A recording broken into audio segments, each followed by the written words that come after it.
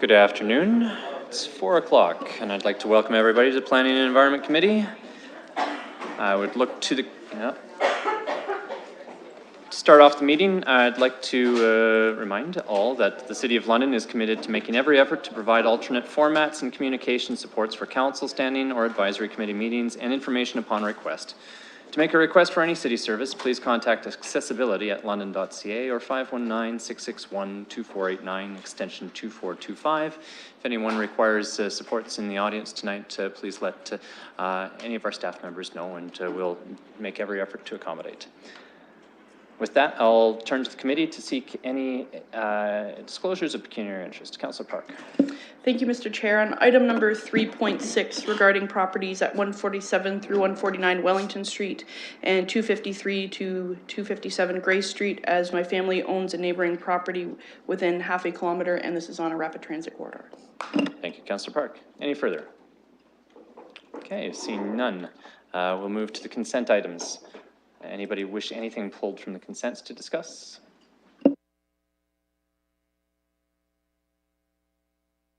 Seeing none, I would look for a motion for the consents. Moved by Councillor Park. Is that a question or to talk to it as well? Thank you. I didn't want it to pass by that we have a London Plan status update, and I didn't know if staff wanted a few moments to talk about that because it's pretty important. Thank you. So I'll get the balance on the floor here, and then, so I think a motion by Councillor Park and seconded by Councillor Cassidy. And Councillor Park, you have a question with respect to 2.2, so I'll turn to Mr. Fleming. Thank you, Mr. Chair.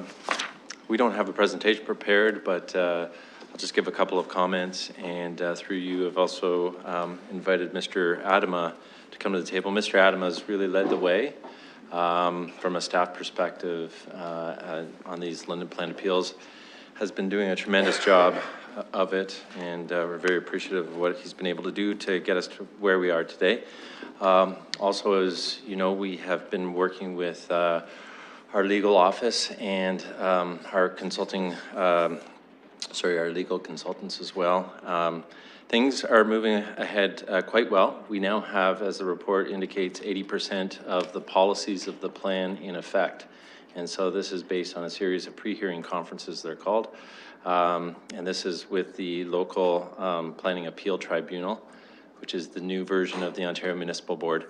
So we are working through issues. We have had many meetings with individual appellants, as well as a whole week of meetings with appellants as a group to see if we could resolve issues. Those were very successful, I think, and we've been able to clear a lot of the appeal matters away, but there do remain a significant number of appeals in place, and we'll just continue to work away on those as we go. The next pre-hearing conference is the 16th of October, so that's coming up next week, and we'll just keep moving it forward. But very good news. 80% of the London Plan is now in effect, and you'll see that in the presentations that we give, the reports that we prepare.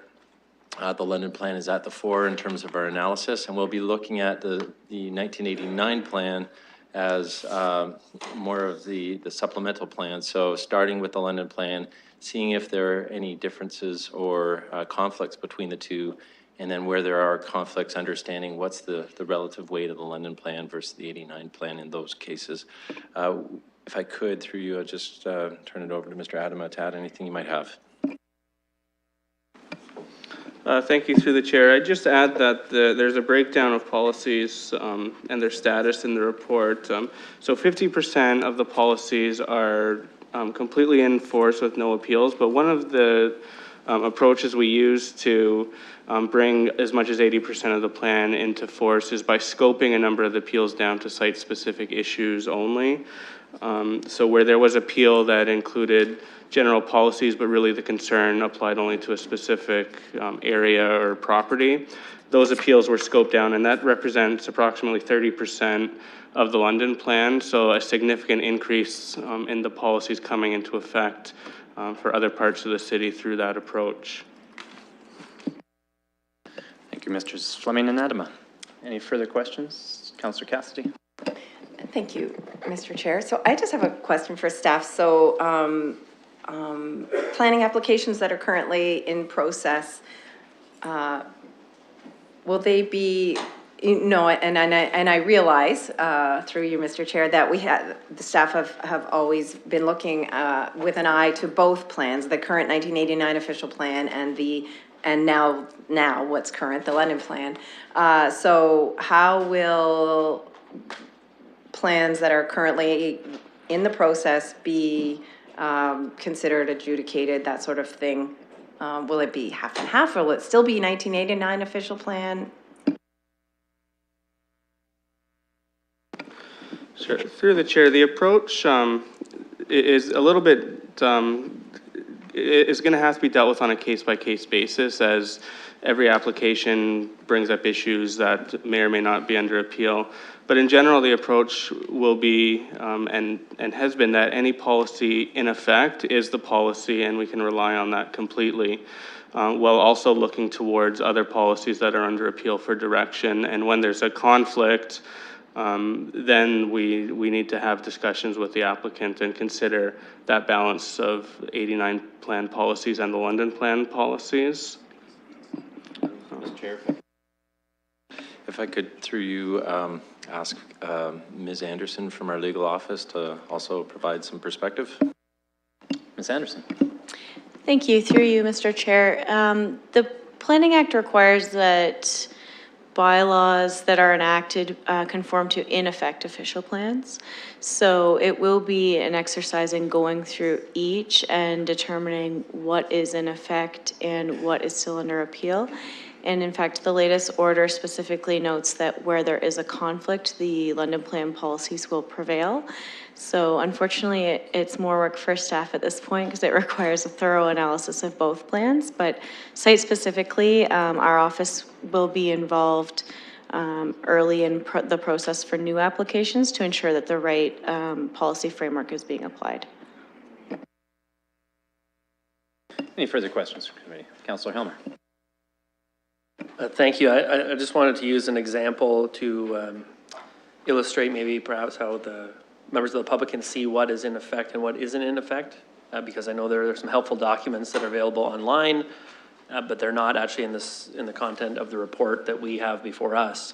And so I just wanted to ask a couple of questions and see if the staff can confirm. So on the website, we've got different parts of the London plan, and you can download them, and then parts that are under appeal are in a box. So if there's a sort of reddish box around the policy, that's a policy that's still under appeal, not necessarily for site-specific reasons, but it's a general appeal.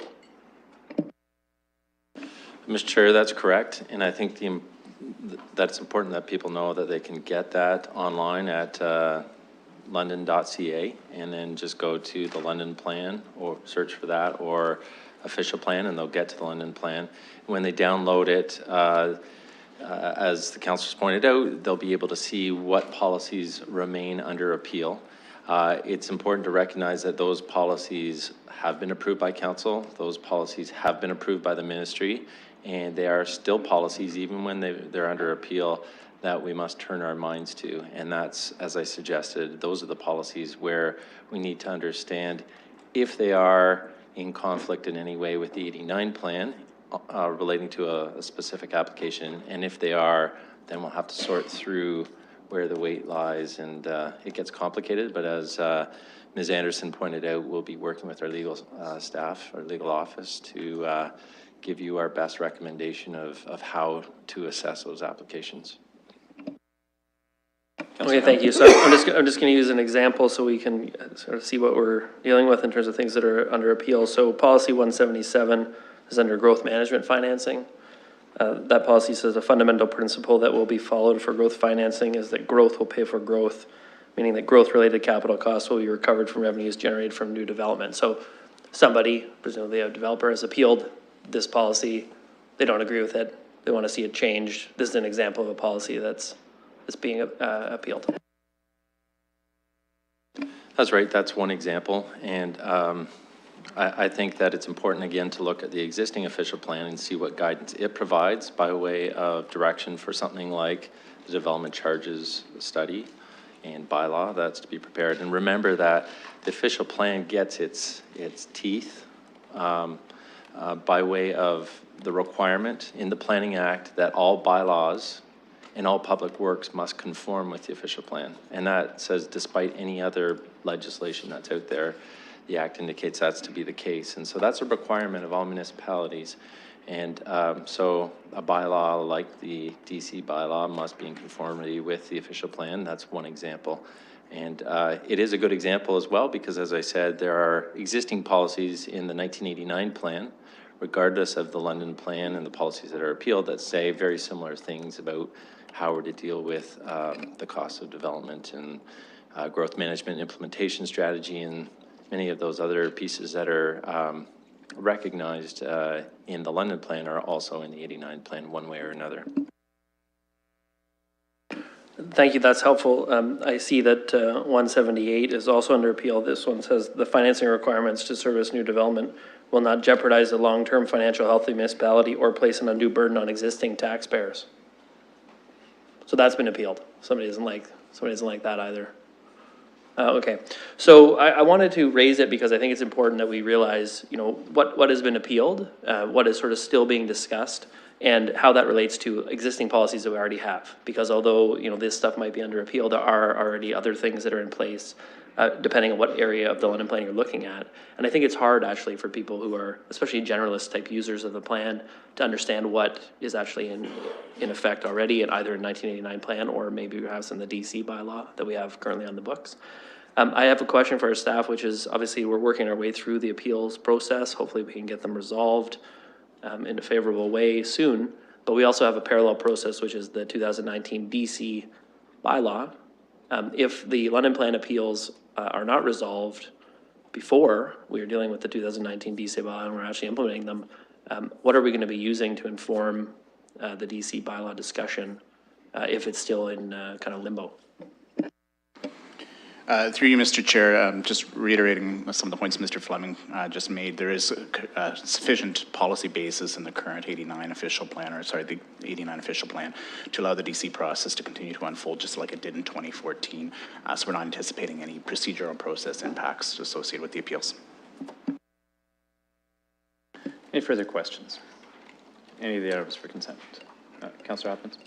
Yes, Mr. Chair. It relates to 2.1. I know we've been just talking about the London plan status update, but my question is regarding 2.1, if I can ask that now, just to staff. And I just want to say it's good that we're putting some money into protecting our ESAs and some extra bit of money in the need, and also having that professional skilled help that Upper Thames Conservation Authority provides. So I am glad to see that. I do have a quick question regarding Adopt an ESA program. I know that was started back in 2013 or so, a while ago, and I just wonder if staff can give me a little bit of an update on how this program works.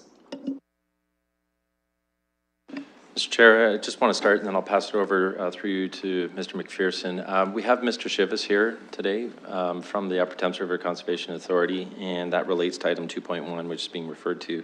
And we've had a very good working relationship with he and the team at the UTRCA. So I just wanted to point out that he's here, willing to answer any questions you might have of him, and I'll pass it over now to Mr. McPherson. Sure, thanks, John. Through the chair, and again, my comments are quick here. There is an Adopt an ESA program, kind of modeled after the successful Adopt a Park program. Ms. McDougall is here, and she looks after that and can probably speak to all the specifics you're looking for. Through the chair, happy to answer questions about our great Adopt an ESA program. We've had really good uptake. I would say about half of the environmentally significant areas have been adopted and have very active groups. Fundraising, planting trees, dealing with invasive species. I would say the strongest group is probably the Friends of the Cove sub-watershed, who, although they've been around since 2000 and raised over $1 million to protect the coves, they have participated in the program, the Adopt an ESA program, since 2013. Thank you for that. I heard you say about half of the ESAs have the Adopt ESA portion. Do you see all of them having this in the ESAs, having that community input? Absolutely. No decisions are made in ESAs with regards to management without consultation with the Adopt an ESA group, if there is one, and certainly the community and others. So, yeah, we hope eventually they will all be adopted. And like I say, about half already have been. Very good. Any further questions? Okay. Seeing none at this point, I'll take got a motion. It's been seconded, so I'll call the question on the consents.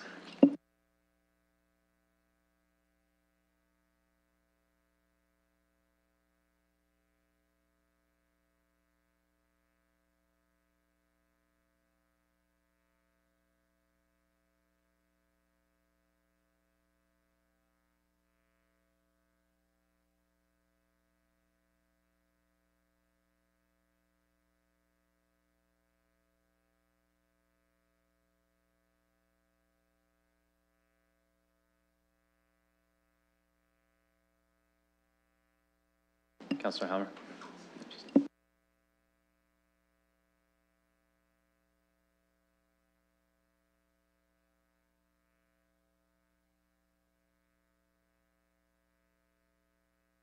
Closing the vote, the motion carries 6-0. Thank you. And that moves us on to item 3.1, which is a delegation from Mr. Levin, the Chair of the Environmental and Ecological Planning Advisory Committee, with the 10th report of EPAC. Welcome, Chair Levin.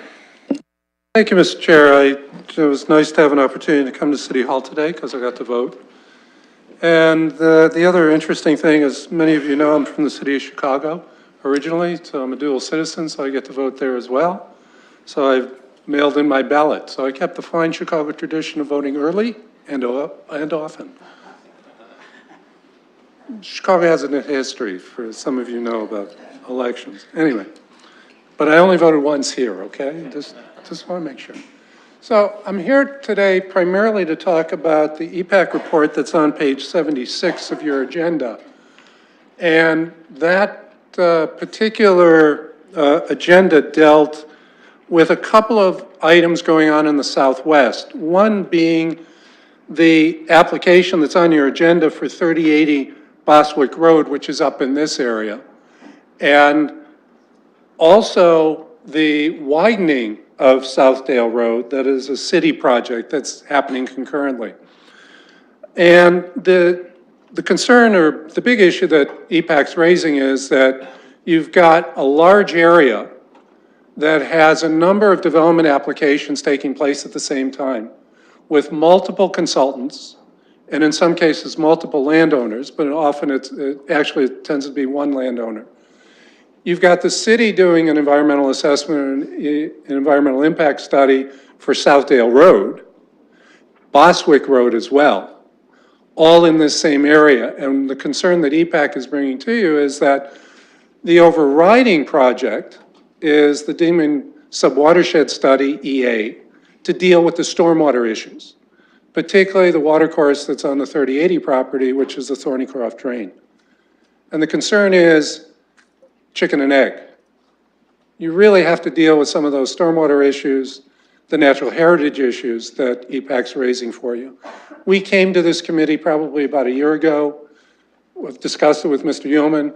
You know, council should take an opportunity to take a look at it, almost like what I call a detailed design for SWAP, so that you get all those pieces moving collaboratively, consistently. Because it doesn't seem to make a lot of sense to do this in a more piecemeal fashion. So let me move on a little closer to 3080. And as you can see, one of the other EPAC things is we get the EIS and the EAs, so we get to see the aerial photography. So we get to actually see the wider area, and we get to see the natural heritage features. Your agendas tend not to, and frankly, it's been that way for 25 years. Maybe it's time for an improvement. Anyway, so you've got a number of natural features in this watercourse. You've got the Boswick Road widening that will have an impact on both these woodlots, actually. And this is the drain that's impacted by the development that's north of here. So a lot of stormwater that comes through in heavy rains. You've got a creek that's eroding. So we reviewed this at between our August meeting and our September meeting, and we're able to put this before you at your October meeting. I want to blow the horn of EPAC a little bit. We turn around fast. We didn't even get this at our August meeting. We knew it was coming. We approached staff. Staff were very collaborative with this, got us the information so that we were able to turn it around quickly. We also have two people, Ms. Kritschker, who you know well from her experience in stormwater management, and Mr. Whiteside, who's a hydrogeologist with oil and gas background. So this is a technical advice that you're getting. This isn't just an activist opinion. So, as I said in our general comments, we would like to see more of a system-wide approach. We're concerned about the reliance throughout this area on low-impact development to deal with the stormwater. We're eager to see more reference to the existing Dingman Creek Subwatershed Study, which has goals and targets for the natural heritage. We also want to call to your attention that there are a number of natural heritage features as well on the land in this area. And each of the EISs that come before EPAC talk about, well, there's a wetland in the way, maybe we can relocate it. And also in this particular area, both the consultant for the community center and the consultant for the Southdale Road widening indicated that there will be a loss of habitat of species at risk birds. Why is that important? Because there's a requirement to replace that habitat ×4. So that's going to happen in other parts of this area. We're recommending that the city start moving to deal with those issues again on a broader basis, not by site, but to say, look, there will be other habitat that will be taken for development. Can we look at buying land outside the urban growth boundary and setting aside a large area to replace those habitats, or large areas to replace those wetlands, so you have large, well-functioning wetlands as opposed to little teeny tiny wetlands in various places. So we're hoping that these comments are useful both to council and to staff, and I'm prepared to answer any questions about this or our comments on the Southdale Road widening. Thank you, Mr. Chair. I'd look to the committee. Any questions for Mr. Levin? Councillor Hopkins. Thank you, and thank you, Mr. Levin, for the report. It was very informative, I found, reading this report, and I do hear the need for that holistic approach, and I'm not sure how we start that, or can we start that now here tonight in encouraging or having a recommendation that we look at this whole area through a holistic approach. And not only that, but I understand there's a lot of information that EPAC may not even having all the information that they need at this time. So I would really encourage not only, staff and having more information shared, updated information, and so we can have that holistic approach, especially when it comes to stormwater management, working with that department as well. I know this is coming up in the next while. Maybe that's where the discussion can lead, but I think it's important to note those concerns that EPAC has, and I'll leave it at that. We can just wait. Perhaps I could go to staff and just kind of, if you could tie into how the EPAC's recommendations come forward here and our current practice, where there's departure from the recommendation and our current practice and what opportunities for addressing those are. Through you, Mr. Chair, so I can speak to both the system-wide issues that Mr. Levin mentioned and the 3080 Bostrick specific issues as well. So we greatly appreciate the feedback that EPAC has provided, and we've definitely been hearing the concerns that they've raised. As Mr. Levin mentioned, he has been before the committee voicing some of these concerns in the past. What I can provide for you is that we do have to have further internal conversations on a strategy about this before we can report back comprehensively on this. I can also mention to you, though, that we have had comprehensive environmental review that occurred through the Southwest Area Planning process that's helping inform, obviously, our recommendations that are before you. We're also commencing our environmental and management guidelines update very shortly as well, so that might provide another opportunity to look at these matters as well. And Mr. Levin mentioned the Dingman EA, which is nearing its completion. Hopefully will be before this committee, it might be Civic Works Committee, but anyway, before Committee and Council in the very near future as well. In terms of the comments related to 3080 Bostwick, you'll be seeing, we'll be coming before you in a few moments actually about those matters. We're happy to receive those comments. We'll be working through those comments and concerns with the applicant in the coming time as well before we bring back a recommendation to you. Mr. Chair, I also want to, in response to one of the things Councillor Hopkins said, I want to compliment staff because staff from Development Services were at our EPAC meeting, heard our comments directly, and also once we determined that there was a document that we didn't have, it was, we got it right away. So I want to compliment Mr. Yeoman's staff for all those pieces of the work that we're doing, because we'd like to think that this particular advisory committee is helpful in terms of its technical advice that it gives to staff through this committee. Thank you, Mr. Levin. Thank you, Mr. Yeoman. From your perspective, Mr. Yeoman, is council direction required, or is this pretty much a direction and movement that you're heading in? Through the chair, I feel that we are heading in a direction to address the concerns that have been raised. If committee and council would feel more comfortable providing specific direction, we're happy to have that as well. To the committee to see if any further comments or questions. If I may, Mr. Chair, make that recommendation that we direct staff to work with EPAC and to continue, and I think not only staff, but stormwater management. I think planning, like there's different pieces here that should all be looked at. So I would direct staff.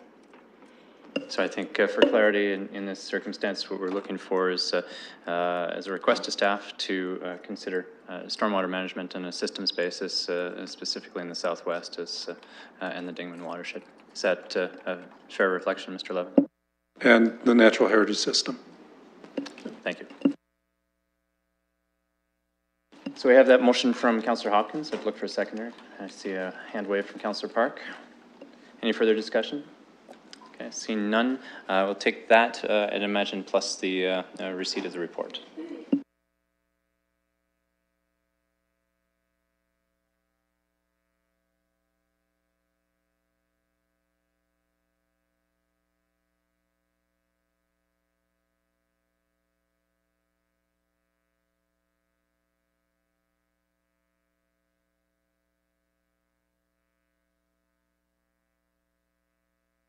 It'll just be a second while we craft the motion.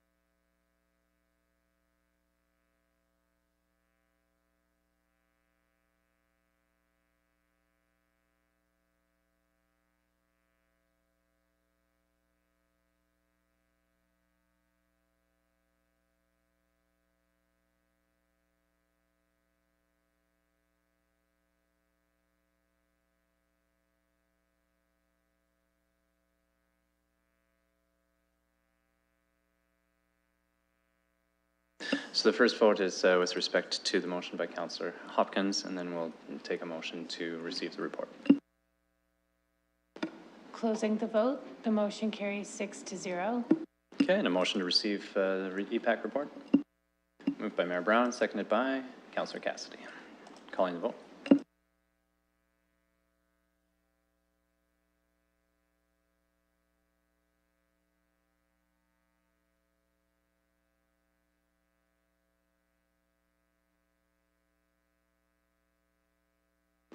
Closing the vote, the motion carries 6-0. Thank you, Chair Levin, and if you could pass our appreciations on to your committee as well. This moves us on to item 3.2 with respect to an application at 3080 Bostwick Road. I think perhaps I would look to staff to kind of set up the next four in our PPMs here. We have to deal with each of those separately, but it may be helpful to have a context of the whole as we move into the individual parts. Ms. Wise, welcome. Oh, and yes, Mr. Yeoman. So through you, Mr. Chair, we'll do a bit of a tag team here. I'll give a little bit of the setup before we get into this. So as you mentioned, we've got 4 different applications that are before you this afternoon, all relate to the same site.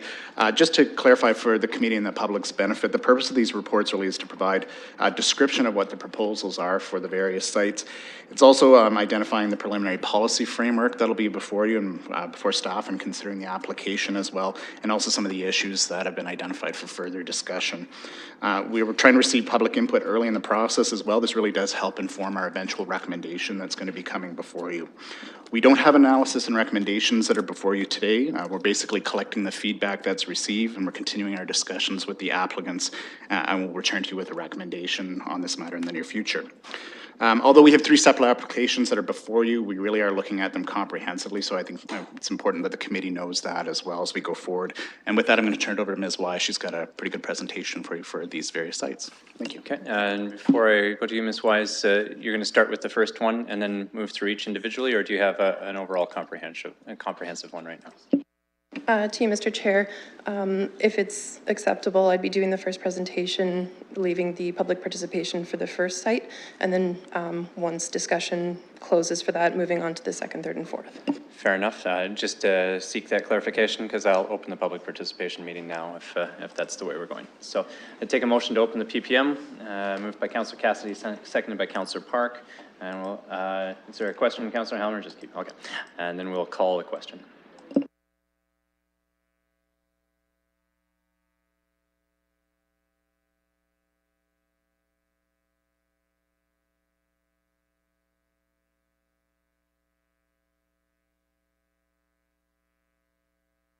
Councillor Hopkins.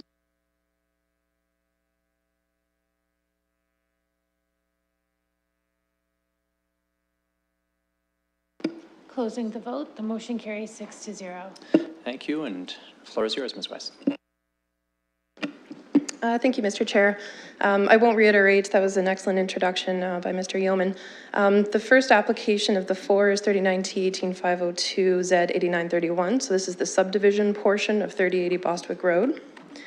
Just looking at some site context, the property is located at the intersection of Southdale and Bostwick in the southwest portion of the city. Looking broad picture, the site is within the urban growth boundary and located just outside of the built area boundary, where the target is 45% of new residential development to occur. It's also located in proximity to, but also outside of the primary transit area. And this is an area of the city that's targeted for 75% of new residential intensification. The site is also within the Southwest Area Secondary Plan and is located within the Bostwick neighborhood. So the site itself, this is the existing legal parcel. It's vacant land surrounding what is now the Bostwick Community Center. To the north, there's low and medium density residential uses. To the east, there's the Wonderland Boulevard neighborhood or the Enterprise Corridor. And to the south and southwest, there's future development lands. There's also a Hydro 1 corridor to the east and a Union gas pipeline located along Southdale Road. And again, the built area boundary is located on the north of Southdale, and the primary transit area extends to the southwest at the intersection of Wonderland and Southdale. So the proposal is for 4 separate applications, but with an interrelated development. So the properties along Southdale, so Site 1, Site 3, and Site 5 are all proposed to be created through individual consent applications. And they also have site-specific official plan and zoning bylaw amendment applications as well. The subdivision lands include the land south of these. Excuse me. But again, for the purpose of this presentation, we won't be talking about sites 1, 3, or 5. I'll be dealing with those individually through the next applications. So the proposed subdivision includes 3 new roads. There's 2 new north-south connectors, as well as 1 east-west connector from Bostwick. Block 2 is a development block. This consists of an 18-story apartment building and some stacked townhouses. Block 4 is a new proposed park block.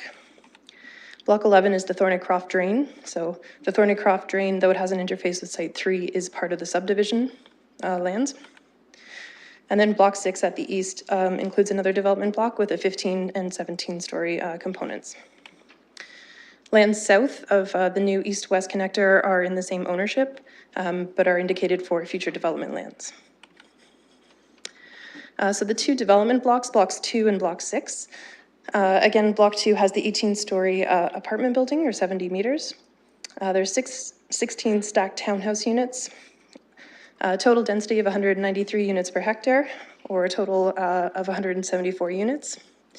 There are special provisions requested for reduced exterior and rear yard setbacks. Block 6 has a 15-story and a 17-story residential apartments with a height of 68 meters. The density is 269 units per hectare with a total of 330 units. Block 6 represents the most intensive block out of all of the development parts. Special provisions are requested for reduced front interior, side yard and rear yard setbacks, and a reduction in parking from 413 spaces required to 325 provided. Both of these blocks are proposing bonusing through the zoning. The bonusing proposed is to support the provision of common open space, underground parking, enhanced provision of landscape open space, innovative and environmentally sustainable development, and universal accessibility. The zoning shown for the subdivision as well as the other sites. Subdivision again shown in green.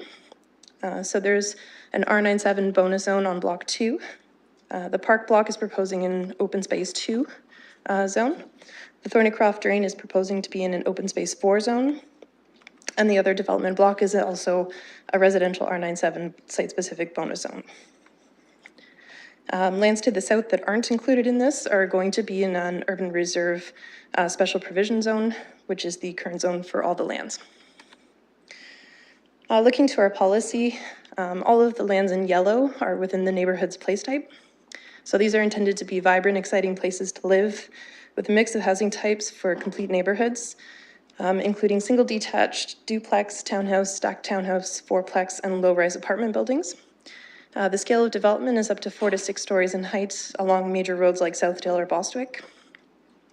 The whole site is also within the high-density residential overlay, which recognizes some remnant high-density residential areas not located within a targeted growth area, such as a rapid transit corridor or a transit village. The overlay encourages the provision of a diversity of housing forms on large sites and considers permissions up to 12 stories and 150 units per hectare. The Thornycroft Drain is also shown as green space. This place type is made up of public parks, recreational areas, private open spaces, floodplain lands, ecologically significant lands, and natural heritage features. It's also an intention to protect the city's natural heritage system and to direct development away from areas of significance. The entire site is also within the Southwest Area Plan Bostwick neighborhood. So the brown shown is the high-density residential designation. This neighborhood is intended to provide the highest intensity of all the residential uses to support the Wonderland Boulevard neighborhood. And you can see a portion of that shown in red at the east or right of the screen. Within the high-density residential designation, the intent is to provide for transit-oriented mid to high-rise residential development. It contemplates a maximum building height of 12 stories and a maximum density of 150 units per hectare. And it also contemplates site-specific bonus zoning requests. In the SWAP, the green shown here is the open space and environmental review designation. This encourages development patterns that provide extensive access to natural features. It also establishes ecological buffers for natural heritage features based on approved environmental impact statements. And there's also a key initiative to provide active parklands and play equipment within 800 meters of new residential development. The community comments we've received, they didn't differentiate between some of the sites. They were considered for all of the sites. The concerns that we've received include concerns for increased traffic, congestion, and cut-through traffic to the north, that the road improvements should be implemented as per the Southdale Environmental Assessment, to consider lowering the speed limit on Southdale Road West. There's concern for pedestrian safety, that only the Ward 9 councillor was identified on the notice and not the nearby Ward 10 councillor. There's concern for local school capacity with an increased number of pupils. There's a concern that high-rises may be difficult to evacuate in emergencies or block satellite signals. There's a suggestion to provide convenient drop-off and pickup spaces for paratransit vehicles, to provide for affordable housing options and small lot or small home options. Specifically for the developments along Southdale, could be townhouse or single-family homes. Concerned that the high-rises would change the feel of the area. There's an interest to retain the wooded area and or consider a splash pad on block 11. And also that traffic calming, sidewalks, and tree planting are required on surrounding streets. There was support to see the site finally develop, and there was some interest in investing in the project. So, as noted, the application is still under review. These are some of the things that we're working through to consider. First is if it's consistent with our provincial policy statement with respect to the range of uses proposed, the intensity, and the protection of natural heritage features. We're also looking if the proposed residential development blocks are considered to be an appropriate use, scale, and design for the sites, if they fit within the surrounding area, and if they conform to the policy framework. Because they're looking at a bonusing situation, we're looking at if the bonusing is commensurate to the increased height and density, and also if it results in an enhanced public benefit. For the subdivision, we're considering the road and block pattern, the connectivity inside and outside, and access and size of the design of the park. If the proposal can be serviced with respect to water, storm, sanitary, and any transportation improvements. And specifically with the Thornycroft drain, how the development relates to and may impact the drain, and establishing the development limit between the natural features. So again, there's no recommendation. We're simply receiving and reviewing community feedback. We are looking for direction if there was an additional public participation meeting required at a future time when a recommendation is available. Thank you. Thank you, Ms. Weiss. Is there any questions of a technical nature for Ms. Weiss? Councillor Park? Thank you. And through the chair, I'm glad that Ms. Weiss touched on the servicing. I know that there's some concerns about that on this stretch. I wonder if our staff could talk about that a little bit further, about how we look at this corridor on Southdale going forward over the next 5 and 10 years.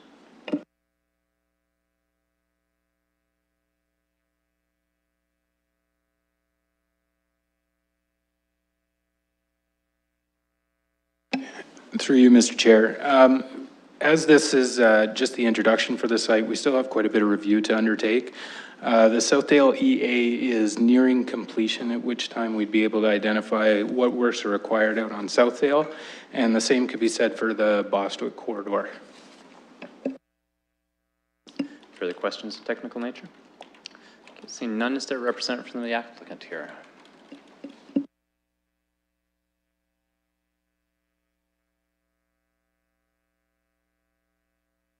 Welcome.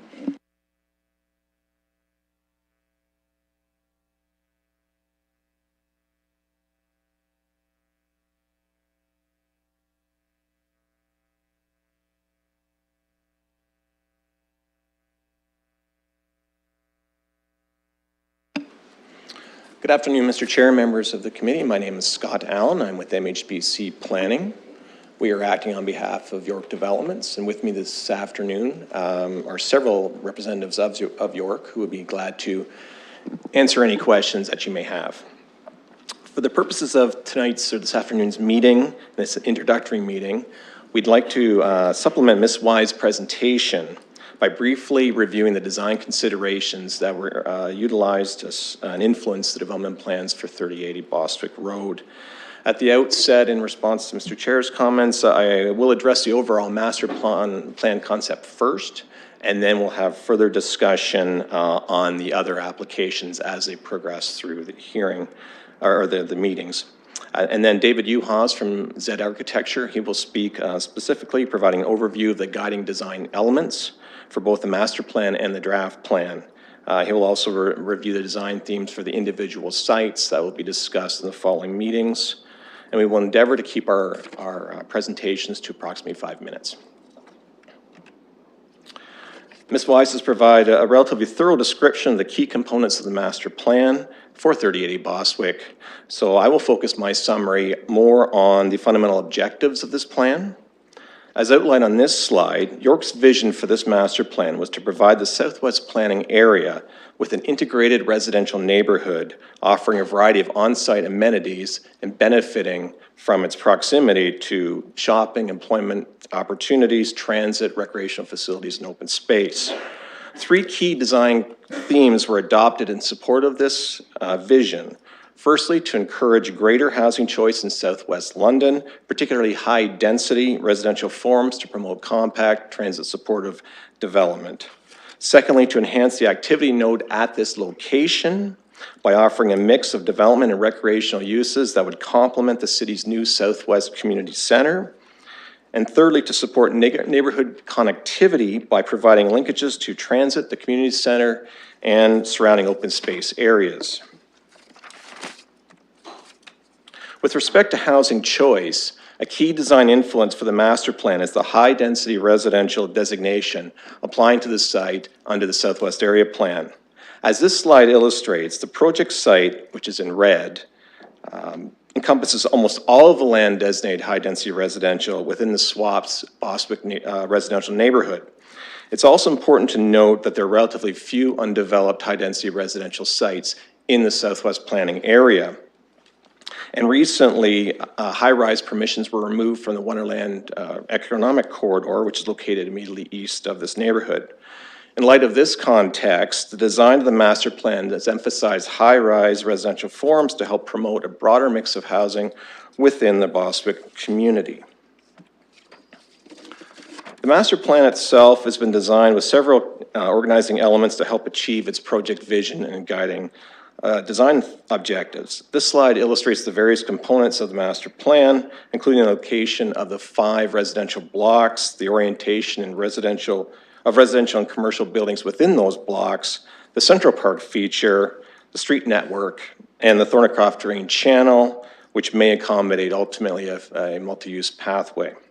I won't go into further detail on these elements as Ms. Wise has presented some of that already in terms of the layout, and further discussion will be had through the course of the following meetings. However, in conclusion, I would like to point out that a variety of recreational amenity areas are provided throughout the project site as illustrated in this conceptual landscape plan. Additionally, pedestrian and cycling connections are planned to link this development and the adjacent community center and surrounding neighborhoods. Mr. Uhas will now provide a short overview of the design considerations for both the master plan and the draft plan. Thank you.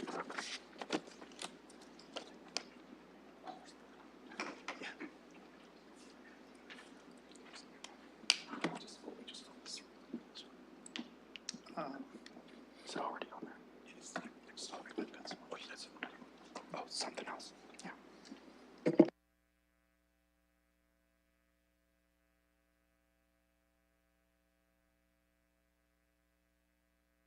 Which one is it? Is it that one? No, it's in here. Yeah.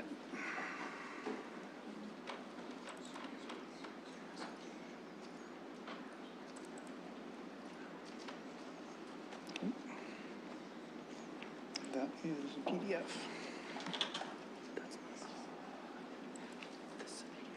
Oh, sorry, this one. Yeah, that's site 5. Yeah, this one here.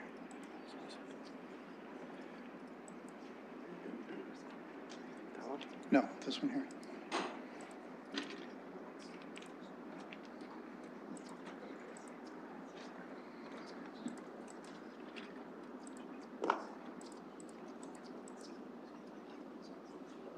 Okay, my presentation's over. Thank you, Chairman of the Committee. I'm just going to touch quite quickly. Ms. Wise and Mr. Allen have gone through the site. It is a little bit complicated in the sense of what's being presented first and second. I thought I'd just give a very quick overview of through the various sites, what's on each site from a commercial residential point of view. Some of the design decisions that we've been undertaking, quite a bit of the massing diagram studies for the site, and this includes all the circulation, pedestrian, vehicular, below-grade parking, all those types of things. And then we have a concentration, which I believe we'll speak to later in Site 5. So Site 5 being the 3-story commercial and residential. So if I flip through this quite quickly, Site 1, which becomes highlighted, is basically 2 towers sitting on a 5-story podium with the ground floor is intended for primarily for commercial and looking more towards a grocery store food establishment. For that, again, I won't get into all the stats because you have them before you. That's basically the site plan, roof plan showing exterior parking ramping down to 2 levels of underground parking. Site 2 is quite similar to Site 1 in the sense that it also contains a podium. We're trying to tie the elevation on the street so it has some symmetry. And it again, you can see the podium level again at 5 stories. The ground floor in this case, partial commercial, but primarily residential as well. Stats, again, 2 levels of underground parking. Site 6, a large site. I think there was a comment that we didn't meet the parking requirements earlier, and we actually have met the parking requirements with the redesign. But it is 2 towers again, but it sits on a 2-level podium and has access for residential units basically off the street itself as opposed to internally through the building. Again, this gives you a quick isometric view with showing the 2-story podiums, stats which we can get into later, and then we have redesigned the parking to accommodate the requirements. Site 5, which is where we've done some concentration, is obviously adjacent to the recreation center. The recreation center itself, quite a large building, 4 to 5 stories roughly in scale. And the intent is that Site 5 would be the first site developed, and that would be with a 3-story commercial building and the 17-story residential building, again with a very strong podium tying the 2 buildings together. And I think we'll get into that later, but there's trying to tie the relationship of the existing recreation center and the stylistic approach, contemporary that it is, to this development that will carry on through the entire development as a theme. Again, parking below. So that's all I have for you now until we get into Site 5 later. Thank you. Any questions of technical nature for the applicant? Okay, seeing none at this point. I think at this point we'd go to the community to see if anyone wishes to make any presentations or statements. 2 wonderful mics up here. Actually, there's 4. Welcome, sir. I just need your name and address for the committee. And sure. Please proceed. Tom Brimson, and I live at 1015 Farnham Road, which is on the northwest corner of Southdale and Farnham. I'm basically concerned, my concerns are very narrow, and it's the exit onto Boswick Road. And I believe anybody who exits the development out Boswick Road and wants to go into the city would continue straight on through right up onto Farnham Road. I did a little test over the weekend, and if I made a right onto Southdale and wanted to go to the corner of Viscount and Wonderland, I would hit 8 stop signs, or stop lights. If I went straight up Farnham Road, I'd hit about 5 speed bumps, 1 stop sign, and one stoplight, not counting the one at the corner of Viscount and Wonderland. And if they're going west, and we already have this problem, the traffic now is so heavy on Southdale. If you're heading to Byron, people are cutting up Farnham Road already. And it's become, Farnham and Bradley have become a throughway for people going from Southdale to the main part of Byron. I see no reason why that would stop, and it would be even worse with this development. So Farnham and the whole, that area between Viscount and Southdale is going to take a very, very substantial increase in traffic. Now, I had the occasion to live on the corner of Wonderland and Oxford 2 years ago.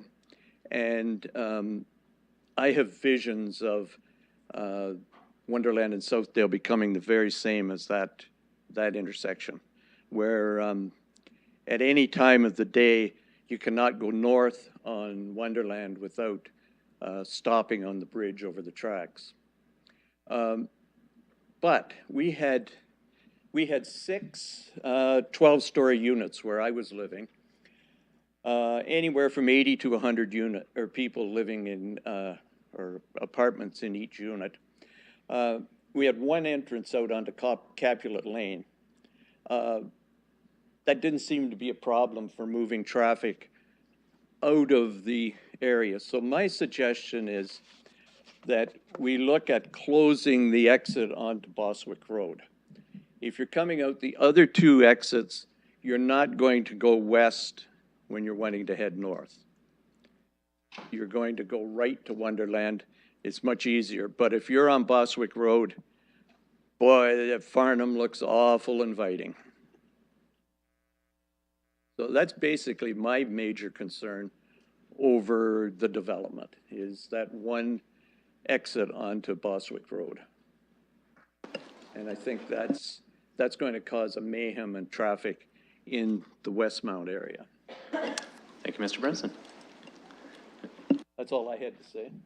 Okay, much appreciated. Any further speakers? I'll call a second time. And one third time. Seeing none, I'll take a motion to close the public participation meeting. Moved by Councillor Hopkins, seconded by Councillor Park. I'll call the vote.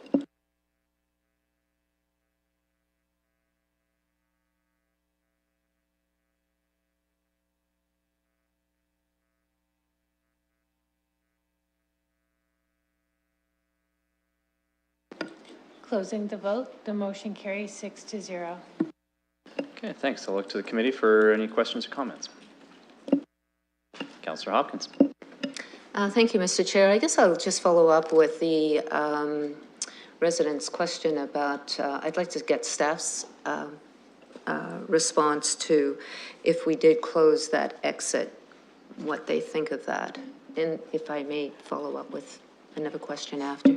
I believe we'll go to Mr. Almajoun. Through you, Mr. Chair. So this is relatively a big development, and for traffic generated from this development, we would need more accesses than 2 access points. The problem here is that the one access just east of Bostwick Road is only 130 meters from the intersection.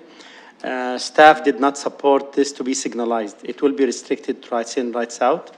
So that access on Bostwick Road will be necessary in order to accommodate the traffic distribution from the subject site. So with respect to that, more specifically, I guess, to Farnham and any controls north of Southdale Road, has any consideration been into that, recognizing that the development itself tends to be the focus of the traffic impact analysis, but that spilling into the residential neighborhood on the north side of Southdale Road, is that something that that's going to be investigated and examined? That, yes, through you, Mr. Chair, yes, definitely. This is something that we can investigate separately through studies, if we haven't done it in the past. Thank you for that, because I hear what you're saying. I travel that area, and I do cut through Farnham just to prevent that congestion that's happening on Southdale. And I think it's only going to get worse, and it needs to be considered. I think we hear over and over again when we put these infilling projects, or this is not an infill, but looking at this intensity, we are creating a change in our neighborhoods, and a lot of it is through cut-through traffic. And I think now's the time to have those discussions and have staff look at it. I think it's a good point that was raised. I do want to ask a couple questions of staff about the roadworks that are planned. And I'm just going to start off with a comment because Southdale Road, I guess I have to watch my words here, but even right now it's way, way beyond capacity and there is such a problem. And I would like to know a little bit more about the timelines and the roadworks that are planned, because that has to be looked at.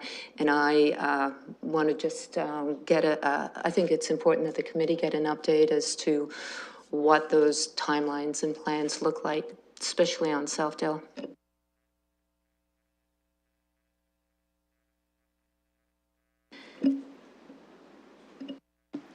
Through you, Mr. Chair. So the development charges background study has been released now for the public and for the stakeholders, and the draft timing for this for Southdale to be widened 4-lane is the year 2026, and that was based on different priorities and in order to get a reasonable fiscal plan for the year, and based on the travel demand model.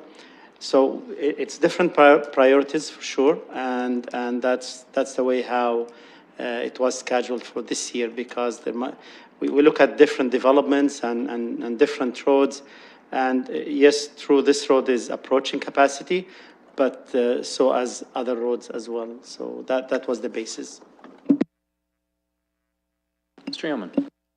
Through the chair, just to add to that, if I could, I think it's important to note as well that this is obviously a lot of development that's proposed that wouldn't emerge all at once. It would be phased in over time. So I think that's something that's important to recognize too, that we're looking at quite a few years of growth that's going to occur based on when the market would provide for it. We'll obviously be continuing to monitor traffic issues along Southdale Road, and then we'll be looking at that timing to see whether it continues to be valid into the future. If I may, through you, Mr. Chair, so when will we be looking at re-evaluating the timelines for Southdale in particular? Because it's a problem now, and 2026 seems so far away. And we're looking at this development for intensification, and somehow, we've had this discussion before. We always look at the problems after the development comes in, and is there, or are there opportunities that we could look at improving the road on Southdale and moving up that timeline before this development even starts? So through the chair, through the development charges background study, we do a transportation master plan where we're looking at a system-wide perspective growth in the city based on the modeling that we do and individual development sites that can trigger those demands as well. Mr. Almanoun mentioned the draft timing that's in the study right now. It'll be before you in February for consideration. So we're going to continue to look at things as the study evolves and whether or not changes do need to be made. Once the DC study, though, is adopted, then as I mentioned, we'll continue to monitor as we go along and on an annual basis look if adjustments need to be made. Thank you for that, because I will definitely be encouraging you to monitor this area because, like I said, it is a problem right now. The other question I have through you, Mr. Chair, is about transit, and where is the transit conversation in this plan?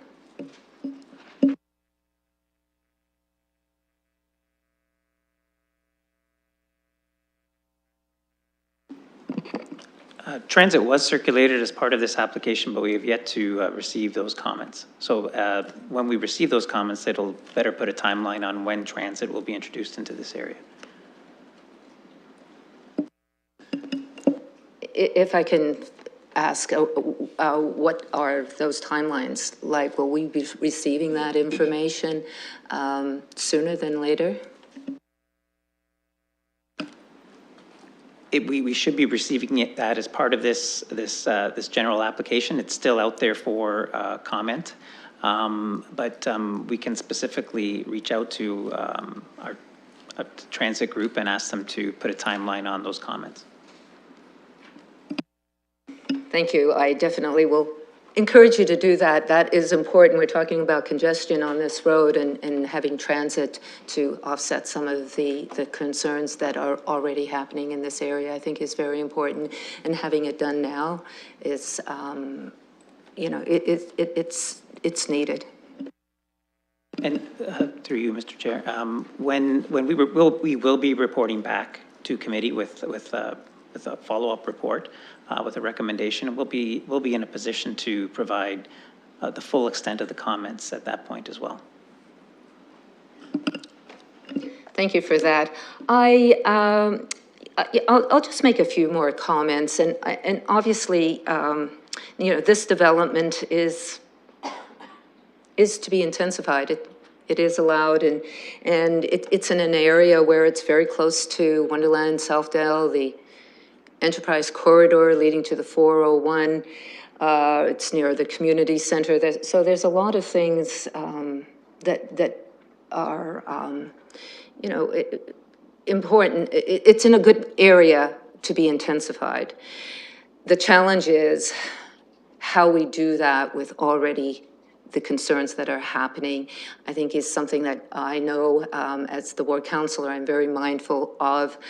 Development is good, but the challenges are how we move around. This area is going to only grow. I appreciate staff's presentation. I think the concerns from the public are known. It's when we talk about height and bonusing, I understand those conversations will continue. I think there's goodwill here with the developer as well. I'm hoping and encouraging that will continue. And I just want to, I think I'll just leave it at that for now. Thank you. Thank you. Councillor Park. Thank you, Mr. Chair. Remember the last time we were talking about the southwest area, and I made the point that we need to see more applications for residential in this area, and I'm very glad to see one. This one in particular, I like the fact that they're dovetailing this design into the Bostwick Community Center with the contemporary design. And what we see here is not just a few buildings put together, but a well thought out neighborhood. And I think that's really important to talk about how much attention to detail has been put into this design, recognizing that it's a neighborhood place type, recognizing its place to play in with the southwest area. And I won't go into too much more detail, recognizing that we're not making a decision today, but I'm very glad to see what we have seen so far. And I'm glad to hear the concerns that have been raised by Councillor Hopkins, and how do we dovetail those concerns into action when we talk about the Southdale EA that's coming into the end of it, and making sure that we're designing Southdale Road, because I know that there's all sorts of hopes and aspirations for how this stretch is going to grow. We need to make sure it's well serviced, not only for water and wastewater and those sorts of things, but transit. So thank you to Councillor Hopkins for raising those points today. Further comments or questions? Councillor Helmer. Just since it came up in the discussion, I wanted to point out that in the longer term planning for transit out to this area, the idea is that the Route 15 will be rerouted so it runs along Southdale right in front of this development, in front of the community center. And obviously, since it connects into a future bus rapid transit later on, that the frequency may change as well. So the routing will change in this area. Right now it's a field with the community center. Once there's a lot of people living there, transit, the idea is that it's going to service that area as well, where it doesn't currently. So. Any further questions, comments? I have a few, if I might, really quickly. I guess the challenge is kind of parsing through, dealing with the specific sections in the PPM here versus the whole concept. So you've heard a lot of the questions kind of delving towards the whole concept rather than the specifics, and I think it's probably makes sense at the outset to get through those questions. I had a couple myself. With the, I'm curious what the total number of units is in the development. If I were to look at Cherry Hill, it looks like there might be about 2,400 units at Cherry Hill. There's about 11 buildings, 12 stories, 20 units a story. It gets us to about 2,400. I've done napkin math at about 1,200 and 1,300, somewhere in there, but I'm not sure if that's accurate. Team, Mr. Chair, yeah, the approximate number of units is around 1,300 for this. Okay, napkin math's good. And given that this is outside of the primary transit area, given that it's outside of the built area boundary, as this builds out, what's that impact that has on our ability to meet our 45% intensification target? You've heard from the other councillors talking about transit and transit servicing. One of the challenges transit servicing, if the development isn't within the primary transit area, it becomes very difficult to service. And then you need to extend transit services to get there in order to have appropriate movement of people. So what, and I guess what's the anticipated build out time of development like this? Through you, Mr. Chair, so we haven't finalized the analysis yet on the impacts in terms of the amount of growth that's going to be occurring and how that relates to other areas of the city. That's definitely something we'll be coming back with our recommendations report. It's also really informing our discussions that we're going to be having or continuing to have with the applicant. It's also why Ms. Wise pointed out the structure, the city structure issues at the beginning of our presentation as well.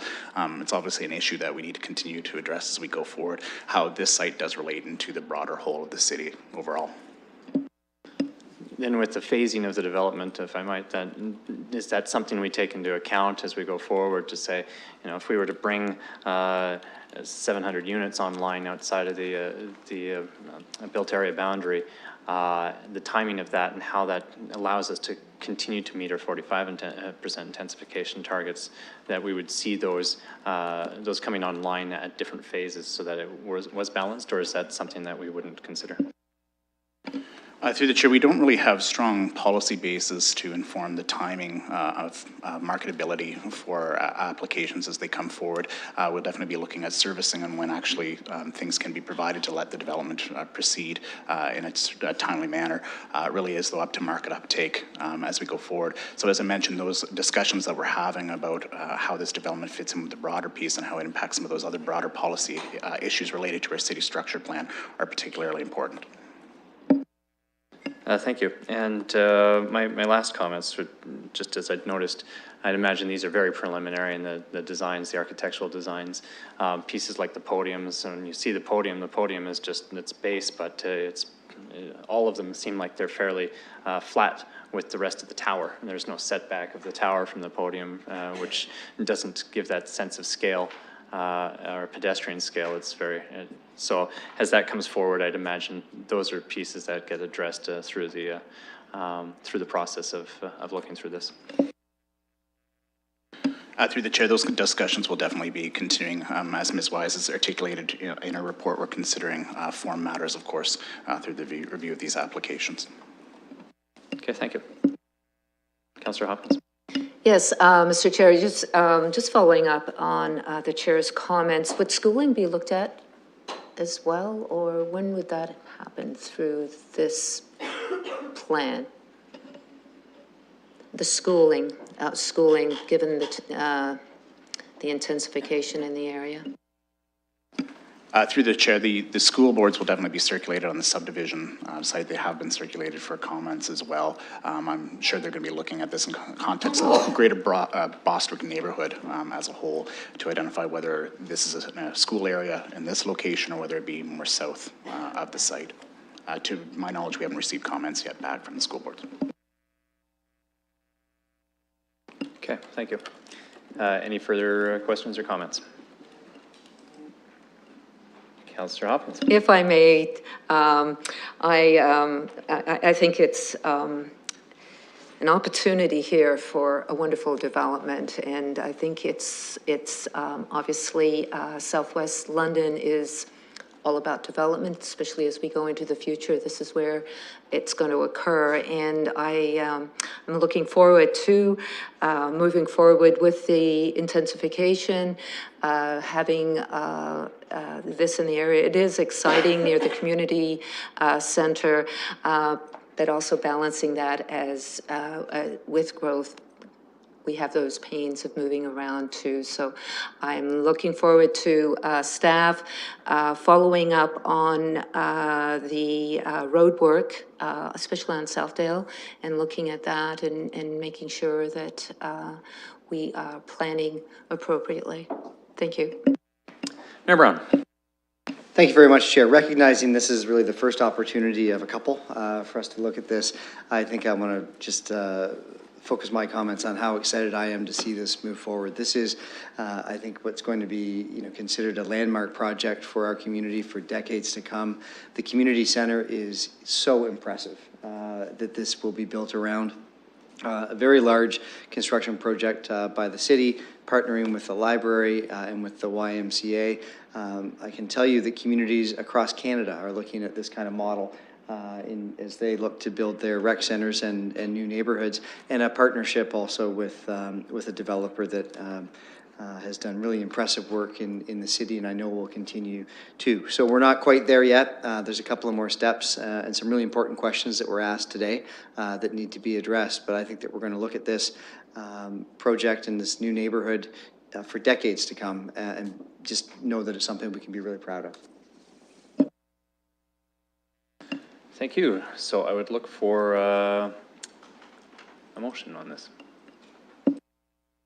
Councillor Cassidy, which motion would you like?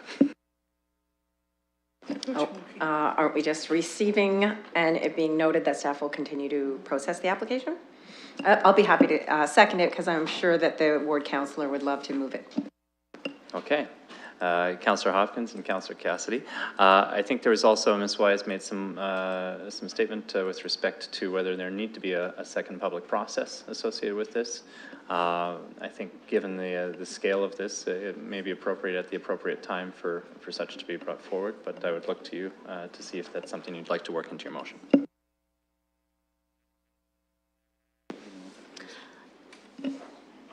I don't see a problem with having another public participation meeting. I just would like to, I have no concerns about that at all. So if we could add it to the receiving and working with. Okay, thank you. We got that for the motion. We'll get that up in a second and moved and seconded. It's acceptable to the seconder as well. Okay, Mr. Yeoman. Through you, Mr. Chair, so I'm just looking at the proposed motion that's before you. It states that Municipal Council approves this application, and it's not before you, yes, for approval tonight. We'll see what comes up in a second here.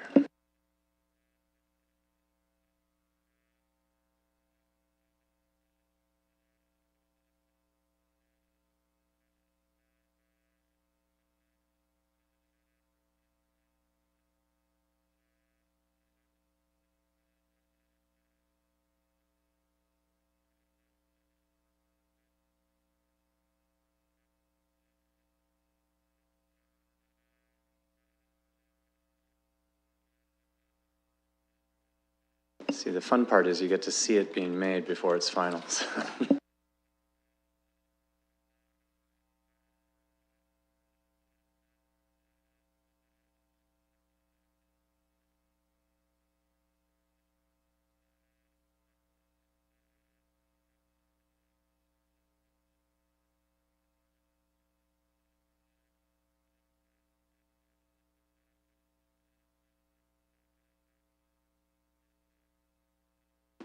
So it looks like the motion now reads that comments received from the public in the public engagement process appended be received for information, and another public participation meeting be held at a future meeting of the Planning and Environment Committee with it being noted components.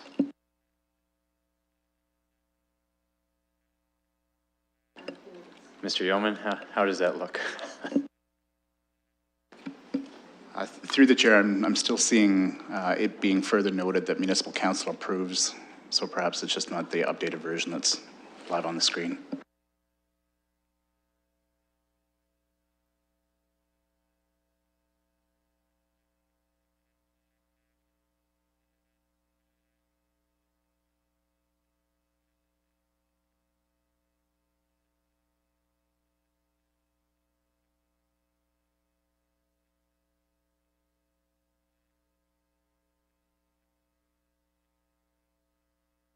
I'm not seeing that on our little screens here, but if we bring that forward for vote, then we'll make sure that that's clear. Councillor Cassidy? I just wanted to point out, Mr. Chair, that we've had these come before us in the past, and it was always, as per the staff recommendation here, the A would be received, and B would say direct staff to hold a future public participation meeting, and then it being noted was just out there on its own. It's just that we've done this in the past.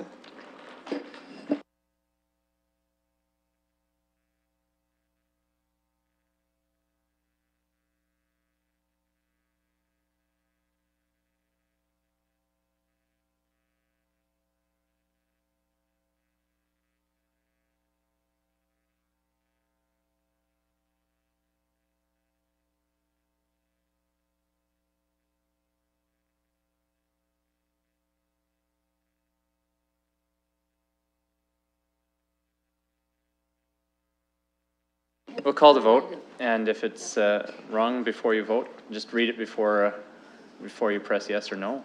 If it's not, we'll back out.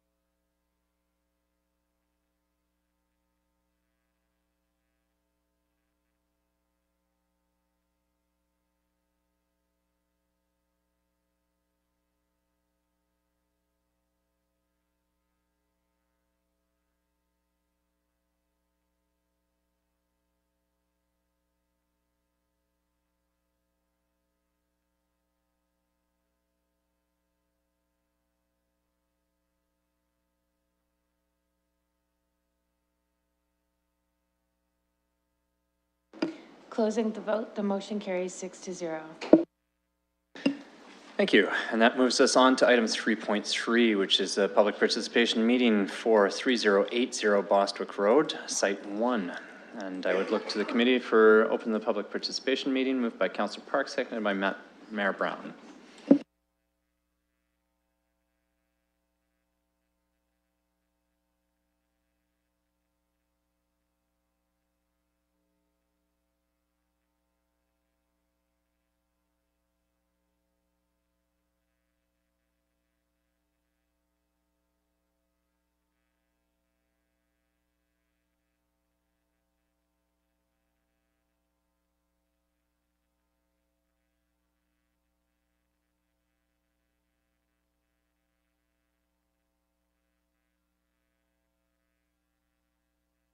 Closing the vote, the motion carries 6-0. Thank you, and welcome back, Ms. Wise. It's been a while. Thank you, Mr. Chair. In addition to the earlier presentation, these presentations will be much more scoped to the details of the proposal. This is for official plan and zoning bylaw amendment. Again, looking at the site in relation to the city structure plan. The portion of this, Site 1, is located directly on the corner of Bostwick Road and Southdale Road West. So shown here as Site 1. The proposal will be, or the development will be accessed off of Street A, which is the south and north connector. There's also a mid-block connection from Bostwick Road that will provide 2 accesses. The building is oriented to the corner, has parking as surface and some underground. Just as a note regarding the earlier transit conversation, the transportation impact assessment that was prepared also identified the east-west connection and the Street B as a potential future transit service through the actual development. The proposed development, as we've heard, includes an 18-story residential tower and a 21-story residential tower. It's linked by a 5-story building. The total density is 262 units per hectare and a total number of units of 372. Within the podium and generally along the ground floor, there's 2,000 square meters of office proposed and 1,000 square meters of convenience commercial. I would also note that the urban design peer review panel will be considering this application as well as the others, and they are meeting tomorrow to consider. The request for zoning is for an R97 site-specific bonus request, as well as a convenience commercial for special provision and a restricted office special provision. The official plan amendment in this instance is for the convenience commercial uses to be permitted in this location as they require a site-specific request. This rendering is showing the Street A and the parking, so this is the rear of the site. And again, the bonusing request is to support the provision of common open space, underground parking, enhanced landscape open space, innovative and environmentally sensitive development, and universal accessibility. The site is within the neighborhood's place type, and since it's located at the corner of Southdale and Bostwick to Civic Boulevards, there's also the added permission of some standalone retail service and office uses, as well as mixed-use buildings in this location is contemplated. Again, the site is within the high-density residential overlay, so this recognizes the remnant high-density residential areas that are not located within a new targeted growth area, and encourages the provision of a diversity of housing forms on large sites, and considers permissions up to 12 stories and 150 units per hectare maximum.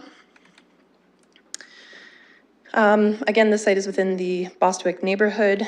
The intensity of the Bostwick neighborhood is intended to support the Wonderland Boulevard neighborhood. It provides for the transit-oriented mid to high-rise residential development, contemplates a maximum building height of 12 stories and a maximum density of 150 units per hectare. The high-density residential designation for SWAP also considers some secondary uses such as convenience, commercial, or office, subject to a site-specific request. And as well, it does contemplate the site-specific bonus request as well. I won't reiterate the comments mentioned earlier. I would say for Site 1, there was an added comment that there was concern the building was too high and should be 14 stories or less. And in terms of the technical review, we're still considering the consistency with the provincial policy statement. We're looking at the range of uses proposed here in terms of the residential, office, and commercial components. If the scale, intensity, and design is appropriate for the site, if it complements the surrounding area and is consistent with the planning framework. We're also looking at the proposed bonusing to ensure that it's commensurate to the increased height and density and results in enhanced public benefit. We're considering the servicing aspect as well in terms of the water, storm, sanitary, and transportation. And as well, since this application is proposed to be created through consent or the lot fabric, we're considering the appropriateness of the consent application as well. From here, we're going to continue to review and receive public comments and process the application. And as directed, we'll hold another public participation meeting in the future. Thank you.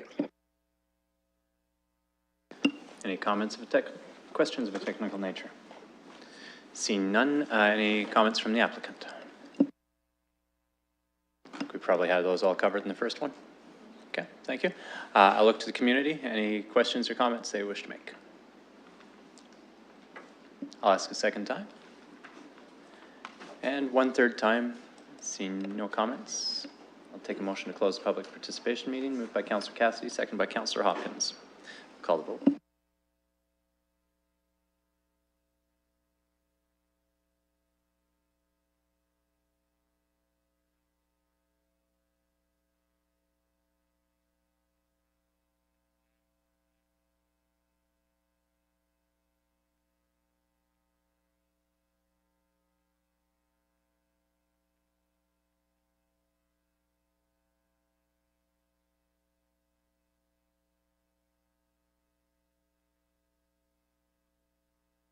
Closing the vote, the motion carries 6-0. Okay, I look to committee for comments or questions. Seeing none, I will take a motion. Councillor Park, staff recommendation. And Councillor Hopkins. Councillor Hopkins, question?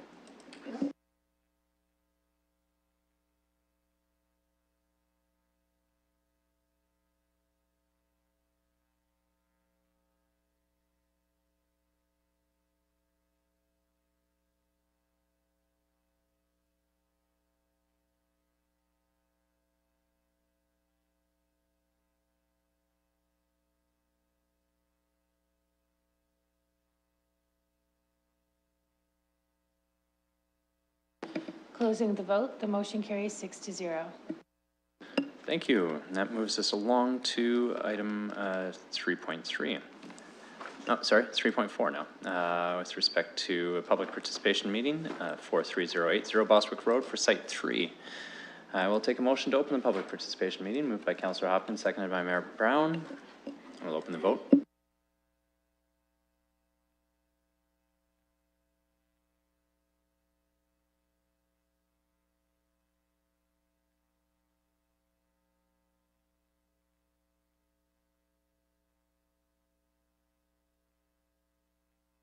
Closing the vote, the motion carries 6-0. Thank you, and welcome back, Ms. Wines. Thank you, Mr. Chair. Site 3 is an application for only zoning bylaw amendment. Again, looking at our city structure plan and relying on the background provided through the subdivision application. Site 3 is directly located west of the Thornycroft Drain, and the Bostwick Community Center is located just east of Site 3. So shown here, Site 3 is a proposal for a seniors-oriented apartment building. There's access provided from Street A into the rear of the site. There's two important interfaces here with the future park block to the south, as well as the Thornycroft Drain to the east.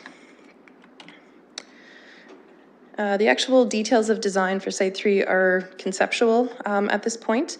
There's no bonus request associated, so it's not a design that could potentially be locked in. So Site 3, shown here along Southdale, is located just between Site 1 and the Bostwick Community Center.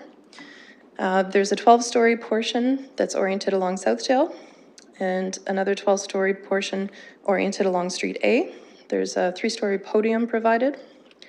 The total density request is 150 units per hectare, and there's a total of 168 units.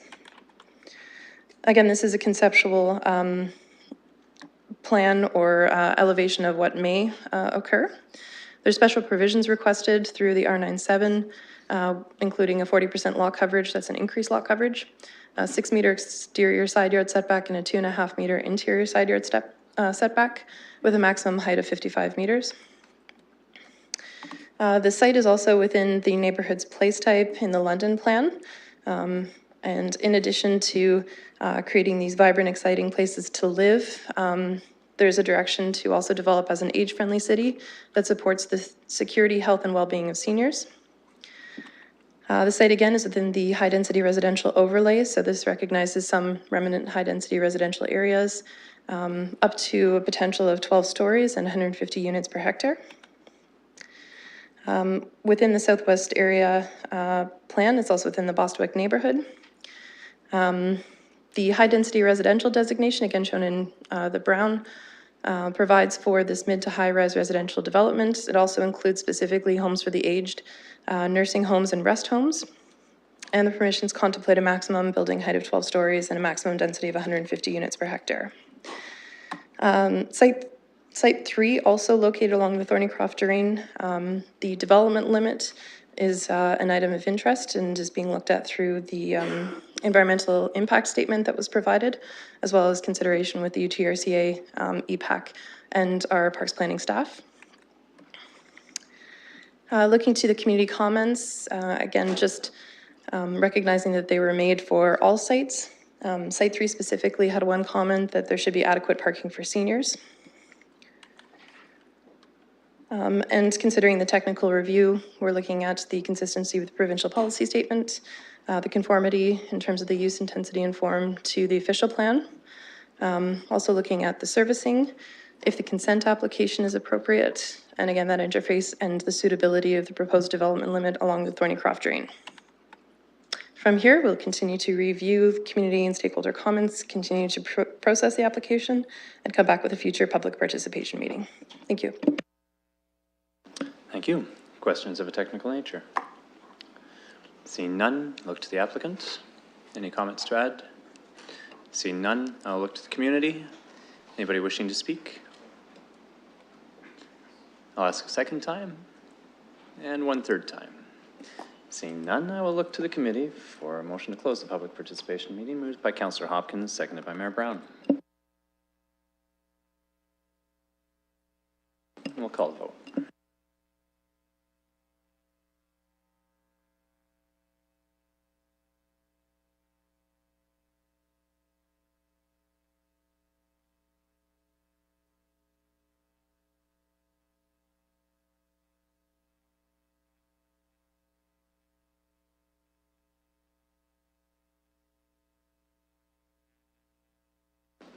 Councillor Hammer.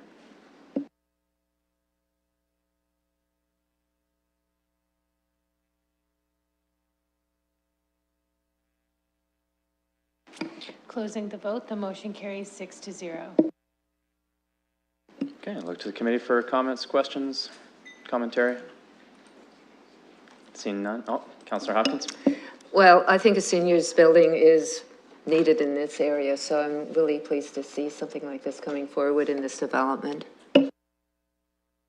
Thank you. Further comments? Okay, then I'll take a motion. Councillor Park, the staff recommendation to be received and further action. Okay. And seconded by Councillor Hopkins. Any further discussion? Seeing none, we'll call the vote.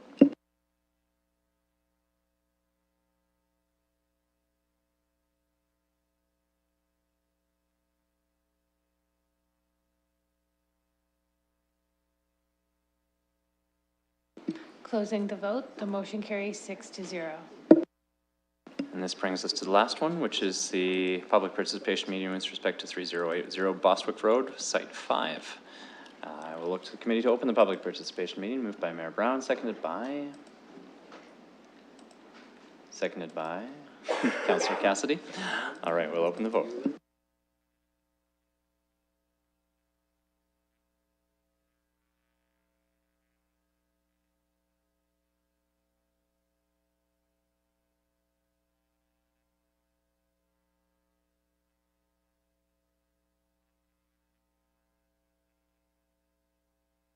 Closing the vote, the motion carries 6-0.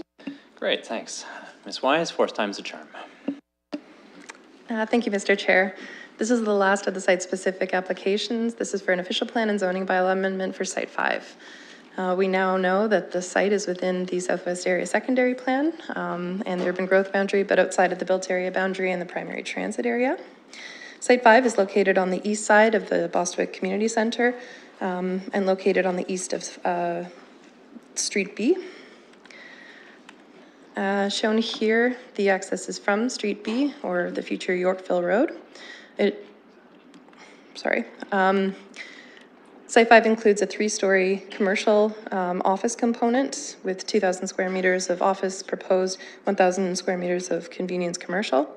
There's parking in between and a 17-story residential tower at the rear. The density request is for 201 units per hectare. And special provisions are requested to allow for reduced building setbacks, including the rear, interior side yard, and exterior side yard setbacks. And there are a total of 198 residential units proposed. The requested zoning is for an R97 and a site-specific bonus request, as well as a convenience commercial special provision and a restricted office special provision.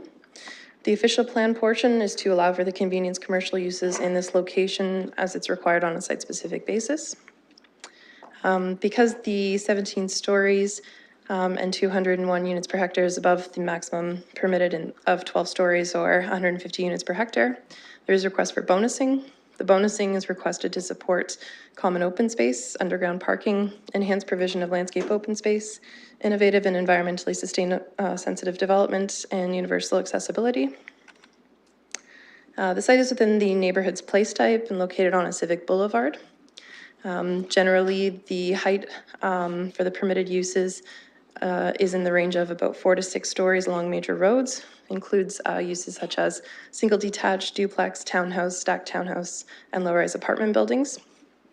Standalone retail service and office buildings, however, are located at the intersection of major roads, so either 2 civic boulevards like Bostwick and Southdale, or urban thoroughfare and civic boulevards.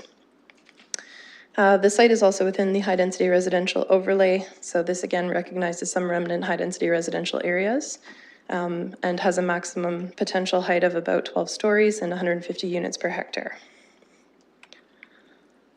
Again, looking at our Southwest area plans within the Bostwick neighborhood, this site is closest to the Wonderland Boulevard neighborhood. It's within the high-density residential designations. This provides for the transit-oriented mid to high-rise residential development. Contemplates a maximum building height of 12 stories and a maximum density of 150 units per hectare. It does also contemplate some secondary uses such as the office and convenience commercial proposed, and also considers site-specific bonus zoning requests where the height or density exceeds the maximum. In terms of our community comments, all of the comments received are considered for the site. There was one specifically for Site 5 that 17 stories was too tall. And in terms of the technical review, we are considering the consistency with the provincial policy statement, how the use intensity and form conforms to the policy framework is appropriate for the site and the range of uses, as well if the proposal can be serviced and the appropriateness of the consent application. From here, we'll be reviewing and receiving community and stakeholder comments. We're going to continue to process the application and we'll hold a future public participation meeting as directed. Thank you. Thank you. Any questions of technical nature? Seeing none, I have a quick one. With respect to our office, commercial office policies, this is below that threshold for citing those in the core? To you, Mr. Chair, the 2,000 square meters of office is at the maximum that can be considered through the high-density residential designation in the 1989 official plan. And similarly for the convenience commercial, it would be supported in residential designations or the contemplation of up to 1,000 square meters, so they're both at the maximum. Thank you. Any comments from the applicant? Seeing none. Look to the community. Any comments from the community? 4 lovely microphones that really haven't been used much tonight. Okay, I'll ask one more time. With no further comments, I would look to committee to close the public participation meeting. Moved by Councillor Hopkins, seconded by Councillor Park. We'll open the vote.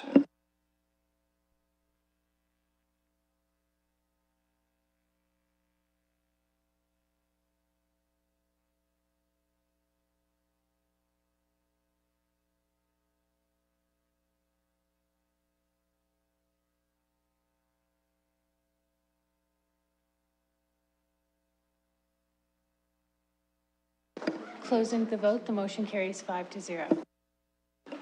Thank you very much. Committee, comments, discussion? Or a motion? A motion by Mayor Brown, I believe the staff recommendation to receive, and seconded by Councillor Helmer. Any further discussion? Seeing none, I'll take a motion. Or I'll took the motion. I'll take the vote.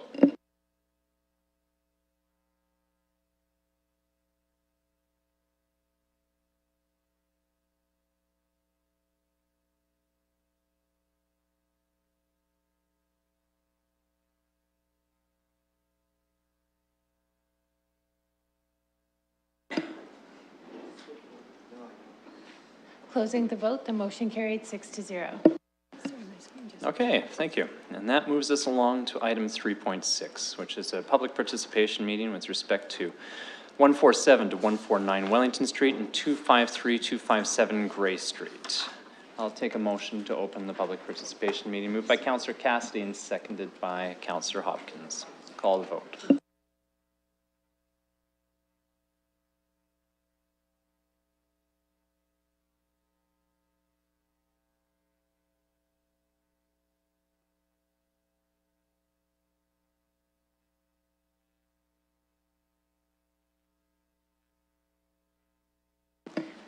Closing the vote, the motion carries 5-0. And welcome, Ms. White. So, sorry, Mr. Carby. Thank you, Mr. Chair. As you mentioned, the application's located at 147, 149 Wellington Street and 253, 257 Gray Street. Here's a aerial location of the map. You can see it's right at the intersection. The majority of the site's covered in parking with the 3 residential dwellings along Gray Street and a restaurant on Wellington Street. Here's an aerial view of the site looking to the southwest, kind of. You can see the area is made up of a lot of low density, some commercial uses, and some high density uses in the community. So the nature of the application is to permit a bonus zone. It'll allow for an 18-story apartment building, including a total of 246 residential units, 197 parking spaces with 2 levels of underground parking, and there's a request for ground floor residential units. Here's a conceptual site plan of the site. On the top of your screen is Gray Street with Wellington on the right side of your screen. People who live there would access the apartment and underground parking through the Gray Street entrance. Here's an easterly elevation of the apartment building from Wellington Street, and as well an elevation of the north side from Gray Street. So in terms of the proposed use, an apartment is a permitted use within the Main Street commercial corridor. However, the official plan and the existing zoning on the site require commercial uses on the main floor with residential uses above it. Staff is recommending that residential uses be permitted on the main floor as an interim use for the following reasons. This section of Wellington Street currently has limited demand for commercial uses. Requiring commercial uses would result in a large portion of the building potentially remaining vacant along the street edge. We feel that active residential units along the current streetscape will improve the interface with the public realm compared to the current parking lot or potential vacant commercial spaces. In terms of the London plan, the rapid transit corridor place type allows or encourages a mixed-use buildings along these corridors. Given the surrounding context in the above mentioned analysis, residential units on the main floor are considered appropriate as an interim use. In regards to the intensity of the development, the Main Street commercial corridor defers to the scaled and densities allowed in the multifamily and medium density and high density designations. In the case of the subject site, a maximum density of 250 units per hectare is permitted on the site. The applicant has applied to increase the density from 250 units to 560 units through the bonusing provisions. In terms of the density bonusing, the proposed development qualifies for a bonus zone in conformity to the policies of the official plan by providing for the following: high quality building design, 10 affordable housing units for a period of 20 years, a financial contribution to a future transit station, the construction of a civic space at the main pedestrian entrance, and enhanced landscaping along Wellington Street, as well as the 2 levels of underground parking. In regards to the affordable housing units being provided, staff consulted with the Housing Development Corporation and the applicant about the provision of a portion of the total units being provided as affordable housing based on the direction provided from Planning Committee on September 10th, 2018. Based on those discussions, staff feel it is appropriate to include 10 affordable housing units for a period of 20 years at 95% of average market rent as the provision of the bonus being sought. In regards to the financial contribution, we just want to provide some examples of how it can be incorporated, and public art could be integrated into the glazing and or platform area or floor area on the rapid transit stops. You can see in the images how some glazing has been incorporated in 2 of the stations, as well as the imprinted paving. There's also potential for the low entrance concrete wall with the name of the stop to be developed with input from a local artist. Some other examples from Edmonton who recently did this include this with an arch feature on top of the station. And this one has kind of colored glass thing going on in the stations. The London Plan does not limit site-specific densities in terms of a number. Instead, it controls how intense lands can develop through specific criteria. The proposed development is in keeping with these policies as it is sensitive to the adjacent land uses, is an assembly of multiple lots, ensuring the site is of sufficient size and configuration, and provides a comprehensive development which has reduced vehicular access to Gray Street and provided a coordinated parking facility underground and in the rear of the development. It is noted, however, that the recommended 18-story height is 2 stories taller than what is allowed through bonus zoning in the rapid transit corridor. However, the London Plan policies came into effect after this application was accepted and are not in force policies that apply to this application. The proposed 18 stories provides a form of development that is appropriate within this transitional period between official plans. In regards to the form, as part of the amendment process, the proposed apartment was required to be reviewed by urban design staff and the peer review panel. Both the urban design peer review panel and staff had concerns initially over the massing and scale of the original proposal. Through the process, however, the applicant and staff worked closely together to further refine the design. The recommended design, we feel, responds to many of the community concerns and achieves many of the design principles of the official plan and the London Plan. We feel the overall massing of the tower portion has been reduced, helping limit shadows on the surrounding community. Additional articulation has been used to break down the massing of the building. The podium along Wellington has been reduced from 5 stories to 4 stories and has been broken down through a change in building materials. We feel this helps the development respond to the surrounding context and create an appropriate street level interface. Through the use of the bonus zone, we're also enabled to ensure a high level of landscaping is achieved in front of the building, providing for an enhanced pedestrian experience. And we also feel the development will support public transit while providing a quality form of development to help enhance the Soho Main Street segment as a gateway into the downtown. Staff has recommended approval of the requested amendment. We feel it's consistent with the provincial policy statement, the City of London official plan, and the rapid transit corridor policies of the London Plan. It provides affordable housing, results in the development of an underutilized site, provides an appropriate form of development, and ensures a high-quality design standard is achieved along the gateway to the downtown. Thank you. Thank you, Mr. Corby. Any questions from the committee for Mr. Corby? Mayor Brown.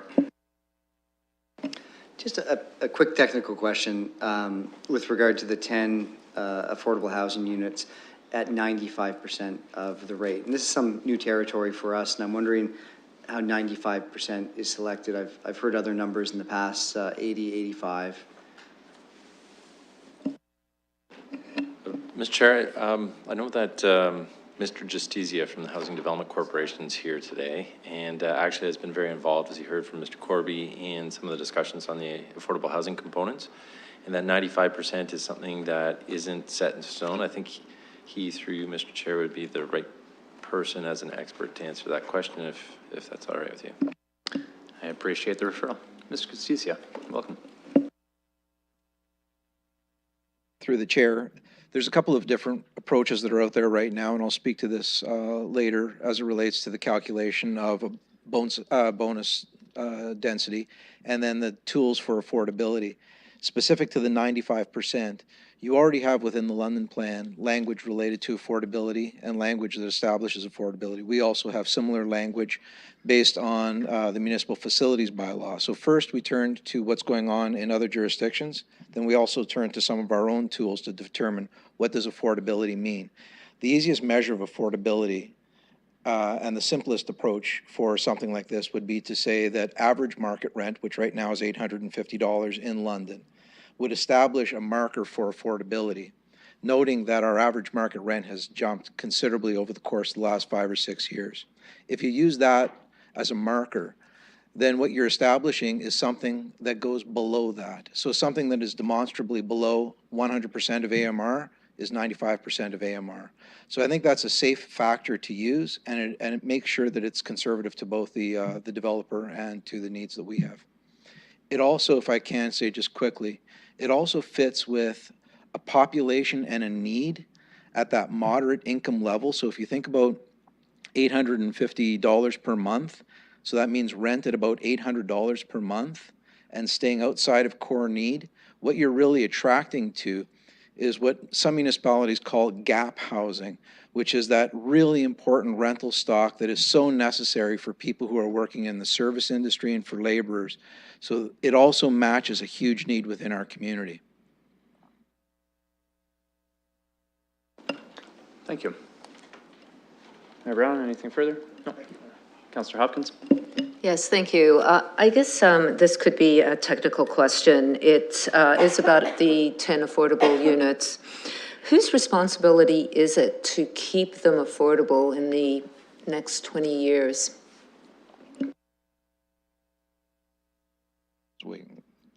Through the chair. Go to either one. Ms. Chair, again, I think Mr. Giustizzi, I defer to him. So through the chair, the way that this would be structured is it would be structured similar to the way we do other affordable housing, which would be an encumbrance on file. So it's on the property, and then the monitoring and maintenance of that the compliance on an ongoing basis for that 20-year period would happen in the exact same way as it currently happens, which would be through the Housing Division of the City of London. If I could just add to that, Mr. Chair, what I think is important is for people to understand that this kind of affordable housing, it relates to that average market rent. It doesn't relate to a program.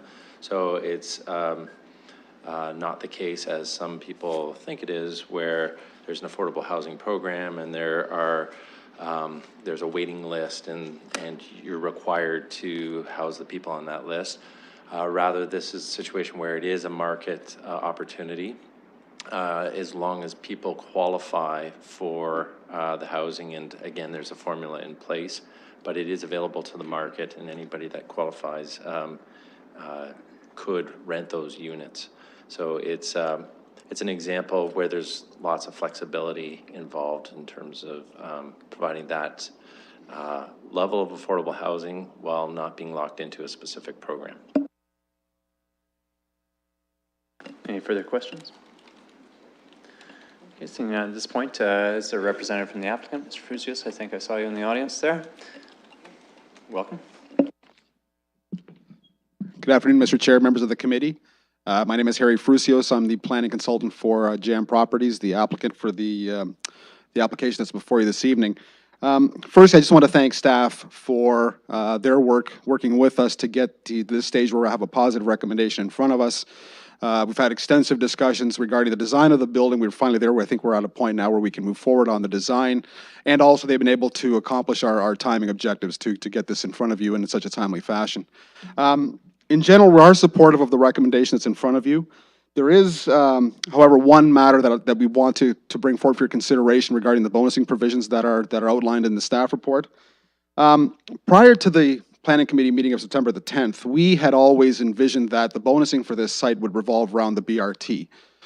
Because of the site's location on the BRT line, and we're trying to meet the city's objectives of intensification along these rapid transit corridors. And that was what we were working with staff towards.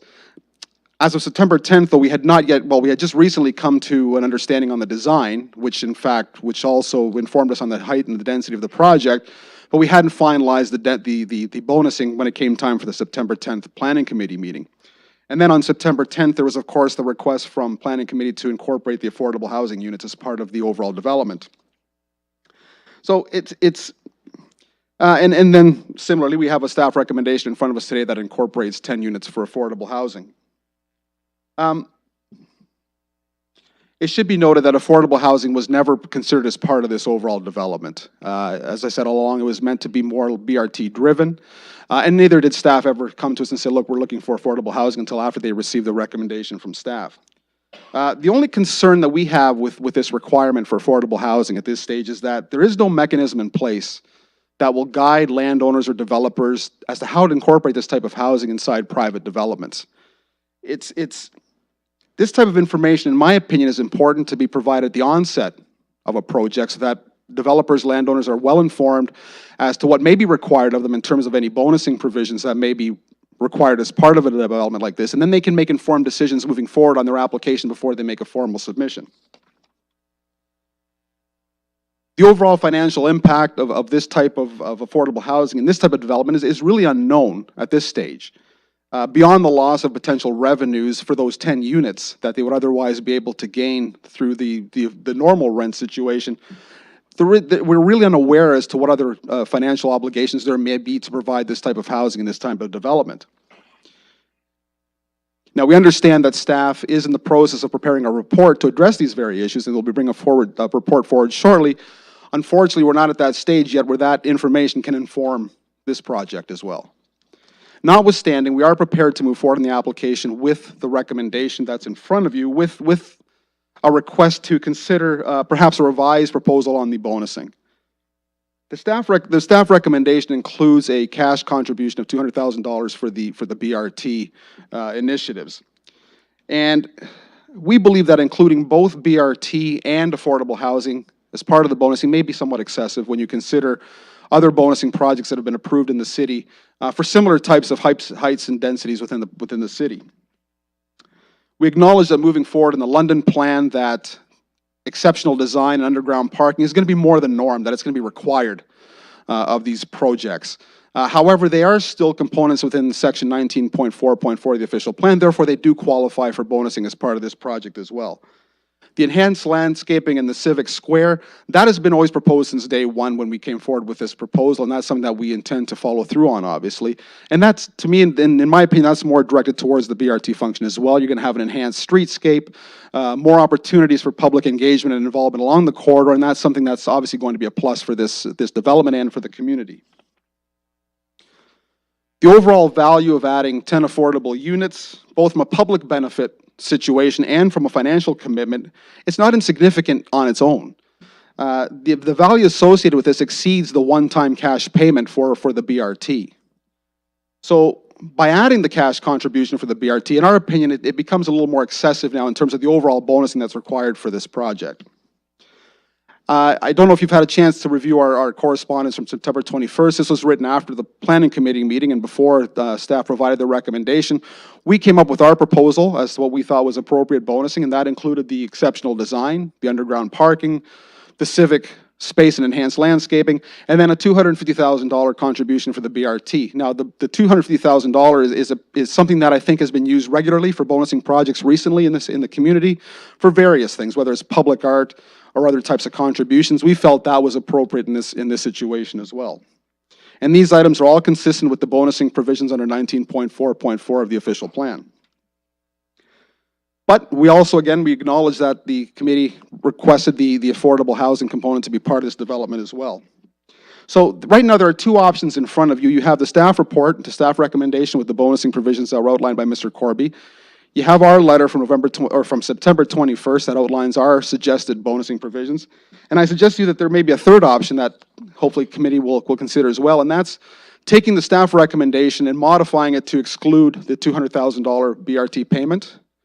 And we'd ask you to consider one of the three options this evening. I think we're in a situation now, we'd like to move forward with the application, but we do want your consideration in terms of whether or not there's a better option available. Our preference is to choose between either what we outlined in September 21st letter or the modified staff recommendation that I just spoke of that would eliminate the $200,000 BRT payment. Regardless, as I said, we respectfully ask the planning committee endorse one of the three options that you have available to you this evening. And based on that, I'd be happy to answer any questions you have. Thank you. Thank you, Mr. Frusios. Look to the committee. Any questions for the applicant? Okay, seeing none at this point. I would look to the community. Any questions or comments? Mr. Giusecia, welcome. Thank you, Mr. Chair. I'm going to read a prepared statement just quickly, just to explain our role. For the committee record, my name is Stephen Giusecia. I'm the CEO of the Housing Development Corporation. I can't read what's on my page. There we go. At 520 Wellington Street, of course, right next door. I recognize that it might be unique to have an agency of the city participate in a forum like this, but part of our council-defined role is to work with civic administration in our community to advance affordable housing. I'll speak briefly only to the bonusing zone, recognizing the incredible and great proposal that's in front of you and the great work done by both the developer and the planning staff. As background and as presented to you earlier, many of the resources and policies that enable housing happen with programs and services that are associated directly with the municipality. We've worked closely with Civic Administration to advance these tools, among them Section 37 bonus considerations for affordable housing. Work is continuing on others where your authority can further support new and regenerated housing. We know that report is coming forward. Londoners need these tools so that persons with low and moderate incomes, including new graduates, persons with support needs, seniors, general laborers, and those who work in the service industry are able to access stable housing. CMHC recently updated their core housing needs study, reflecting again that London remains ranked 5th in Canadian urban centres for the percentage of Londoners living in core housing need. Large urban centres across Ontario are engaged in the same conversations as you're having tonight related to bonusing. In some locations, affordable housing isn't just a defined service of Section 37, it's the priority defined by Council. And as recently as Friday, I was participating in an affordable housing meeting of regional planners, and I can attest that Section 37 remains a significant part of our shared work and agenda. As it relates to this specific site, I can share that the comments made by the proponent in your addendum were considered in our meeting, and in consideration of the proposed lift, the local housing needs, the stats and data that we took into consideration both at a London-wide level and in the neighborhood, the land location and other bonus elements, we believe that the recommendation that you have in front of you represents a modest but effective use of Section 37 as an offset to the added lift and revenue potential of the development. This does not include the recently established tax grant program. We did not take that into consideration, but we understand that that is also available to the site, which we consider separate from the Section 37 provision, of course, but reflective of Council's ability to stack different programs and services together in considering affordable housing. We will continue to work with Civic Administration on a broader policy framework supporting affordable housing, and we've begun that process, as was stated earlier, to meet with developers upfront so that this is a transparent process right from the very beginning. But that said, we believe that we've been able to offer all of the appropriate information required for the decision that's in front of you tonight. Thank you. Any further comments from the community? I'll ask one more time. All right, seeing none, thank you very much. I'll look to the committee to close the public participation meeting. Moved by Councillor Cassidy, seconded by Mayor Brown. I'll call the vote.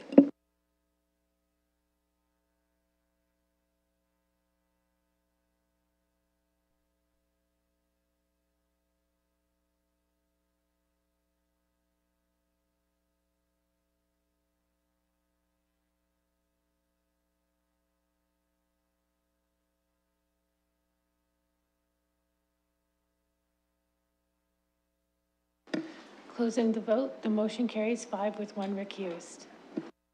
Okay, I'll look to the committee for discussion.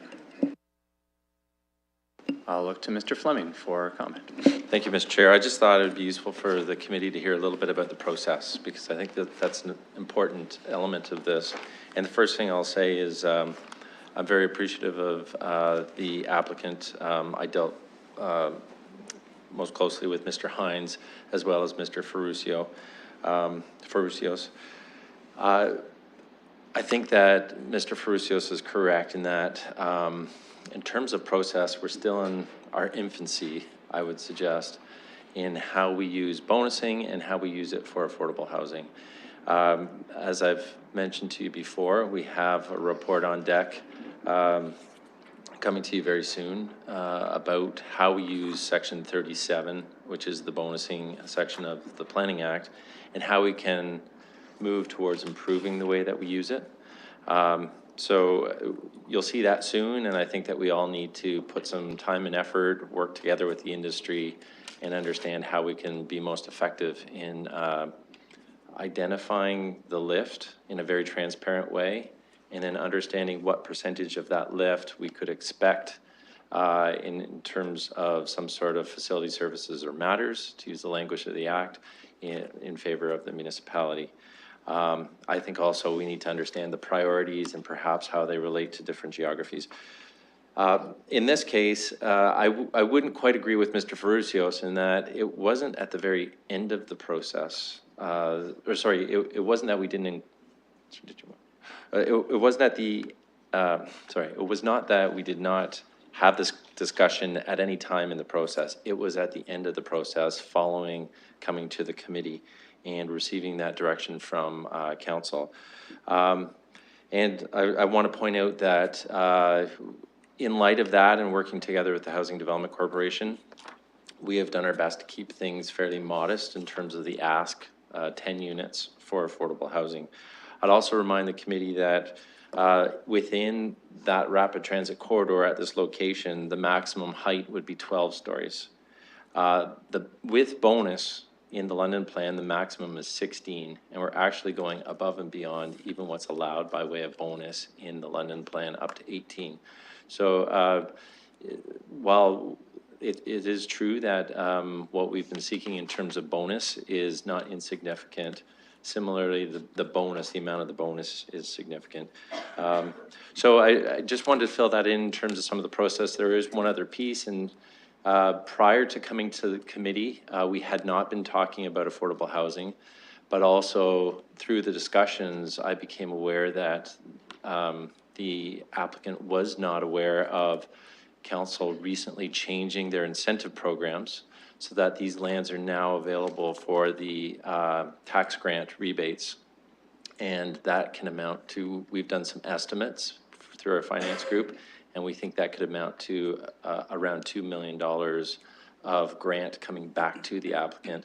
And so I only raise that because from a process and fairness point of view, there were two things that weren't known at the time we came to committee. One was the request for affordable housing units, but the countervailing thing that wasn't known was this availability of this grant.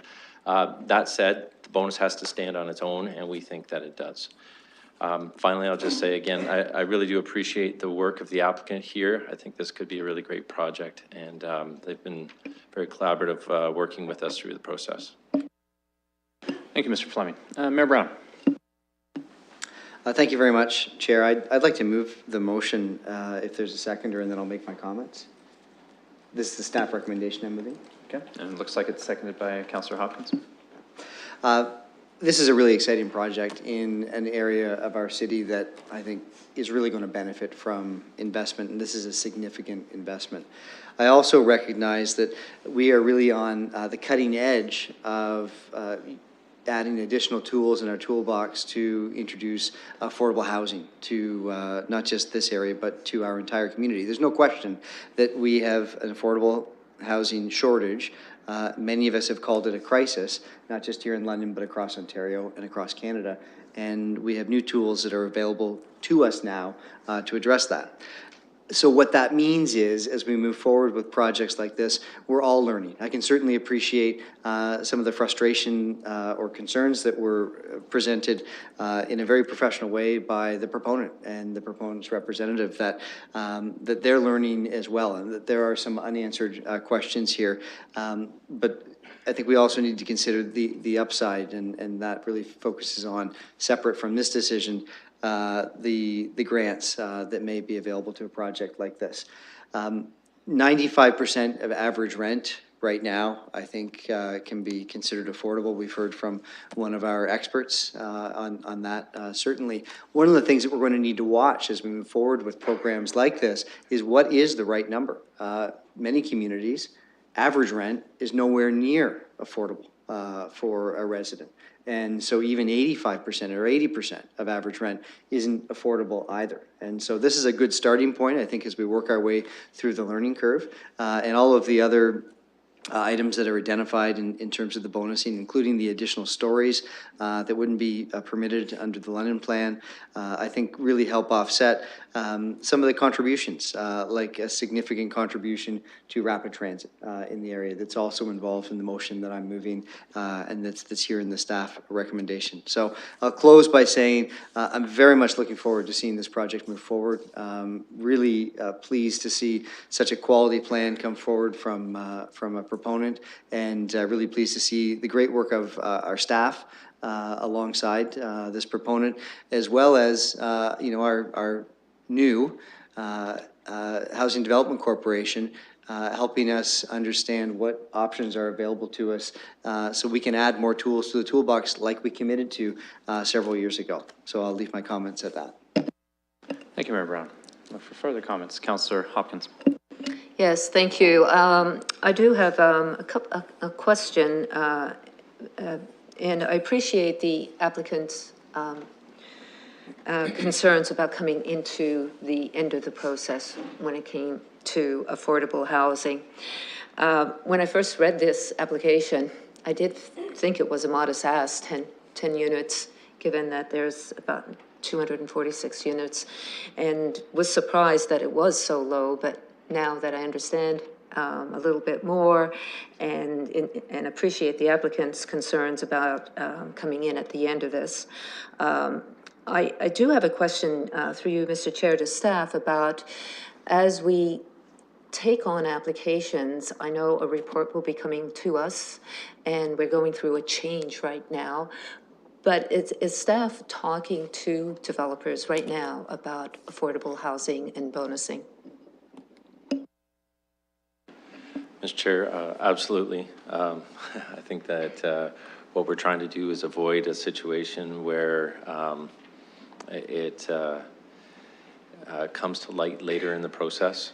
But I will say that it is expected that there is going to be it's council at the end of the day that gets to choose what they want to ask for in terms of public facilities and services in favor of lift in the height and density. And there's one that we'll be bringing forward fairly soon, which potentially anyway is going to be providing parking spaces, public parking spaces. We'll see if that actually materializes. But in that case, relative to our downtown parking strategy, it's kind of in that center ice or close to center ice location, and it would be something that would be of great benefit to the city to have roughly 40 to 50 spaces available to the public. In that case, we wouldn't be able to do that, and at the same time, we don't think also ask for affordable housing. So that's just one example where we're trying to establish our recommendation to you as to what we think is the most appropriate facility, service, and matter, or a combination of those. And then it's up to you as a council to decide what you think is most appropriate.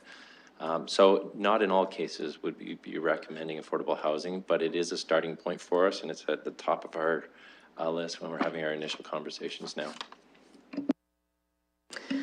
Thank you for that. One of the things I find sitting on this committee when it comes to bonusing, and it comes to height, and I often wonder, we're going up so high, and I worry about that relationship that people living up so high have.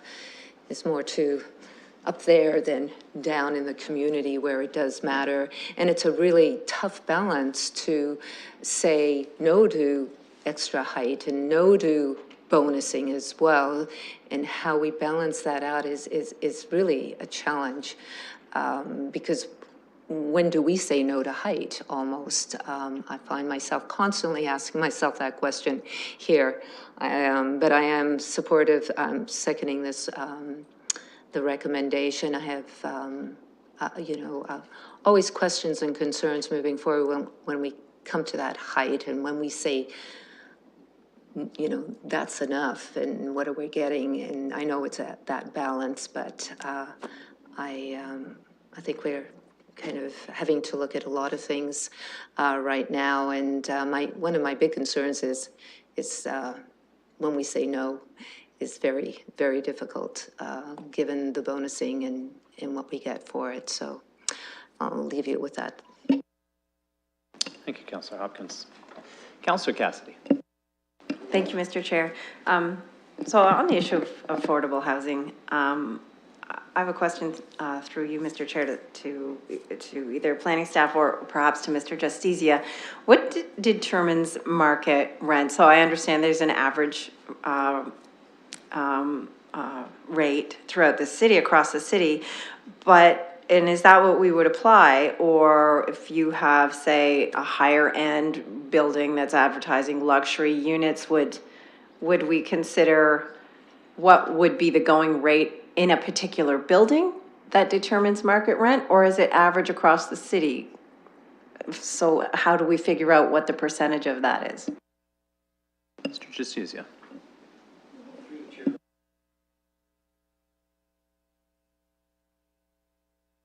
For the City of London, CMHC has actually moved to a different metric called median market rent, and the intent of a median market rent is that you're offsetting sort of the ends. That doesn't work in London, and CMHC is actually listening to our concerns related to median market rent, because we live in what we call, and some have heard me say this before, and I think it's called a binomial distribution. I don't want to sound like the scientist that I'm not, but it means that we have a market that is in the luxury end, and we have huge need in a market that's on the other end. So when you start to parse off the sides, it doesn't work the same way in London, because that's where people are, and there's very little in between. So the idea of using an average right now is a better measure of all of London. But then what we do is we drill into the neighborhood stats that are available to us and look at the neighborhood levels of vacancy, the rents that exist in the neighborhood. It's also important to know that we need those moderate rentals everywhere. So in the high income areas may actually be where we more need them, where you have the power center that has a service industry that no one can live around. So the reality to this is that I think staying with an average market rent is a good measure. And I think there's always going to be other factors, as Mr. Fleming just described, that affect not only bonusing, but then the overall calculation. And that's what we're working on with the planning staff. Thank you very much for that answer. And I like that answer because I know in Ward 5 as an example that the kinds of things that are being built are the higher end. And yet we have a couple of huge commercial nodes in service industry where the salary and income level for those particular jobs are on the lower end. So I really do appreciate that response. Through you, Mr. Chair, to Mr. Fleming, is this the first time? I believe it is, but can you just confirm this is the first time we've applied affordable housing as a bonusable item in an application? Mr. Chair, it's actually not the first time, but in previous bonus zones, it was when the entire building or the majority of it was for an affordable housing building. This is the first time we've taken a small percentage of the units and applied those to for affordable housing. Thank you. That's what I meant really with my question. So you gave me a better question and a good answer. So thank you for that. So I'm really happy about this, notwithstanding some of the issues that have come up tonight. And I would really like to see it happen more, especially because I know that the units that are coming online, the units that are being built in the city are the higher end, more luxury end of the market. And that's not where we have the problem of availability, and the availability, as Mr. Justicia said, is limited at the other end of the market. I would love to see this applied as much as possible. Notwithstanding the comments from Mr. Fleming, I really would like to see this happen as much as possible because we've had a really hard time getting development industry on board with building affordable units. So if this is a way that we can do that, and in a way that isn't in a ghettoizing fashion or a stigmatizing fashion, but allow this integration of all kinds of income levels in one housing development, that's really great. And again, with the future application in the Bostwick Southdale area is on something that I would encourage staff to look at as a bonusable item, adding some affordable units in with the application that we know is coming forward that we just heard about earlier in the evening. So those are my comments. Thank you, Councillor Cassidy. Councillor Helmer, I think, is next.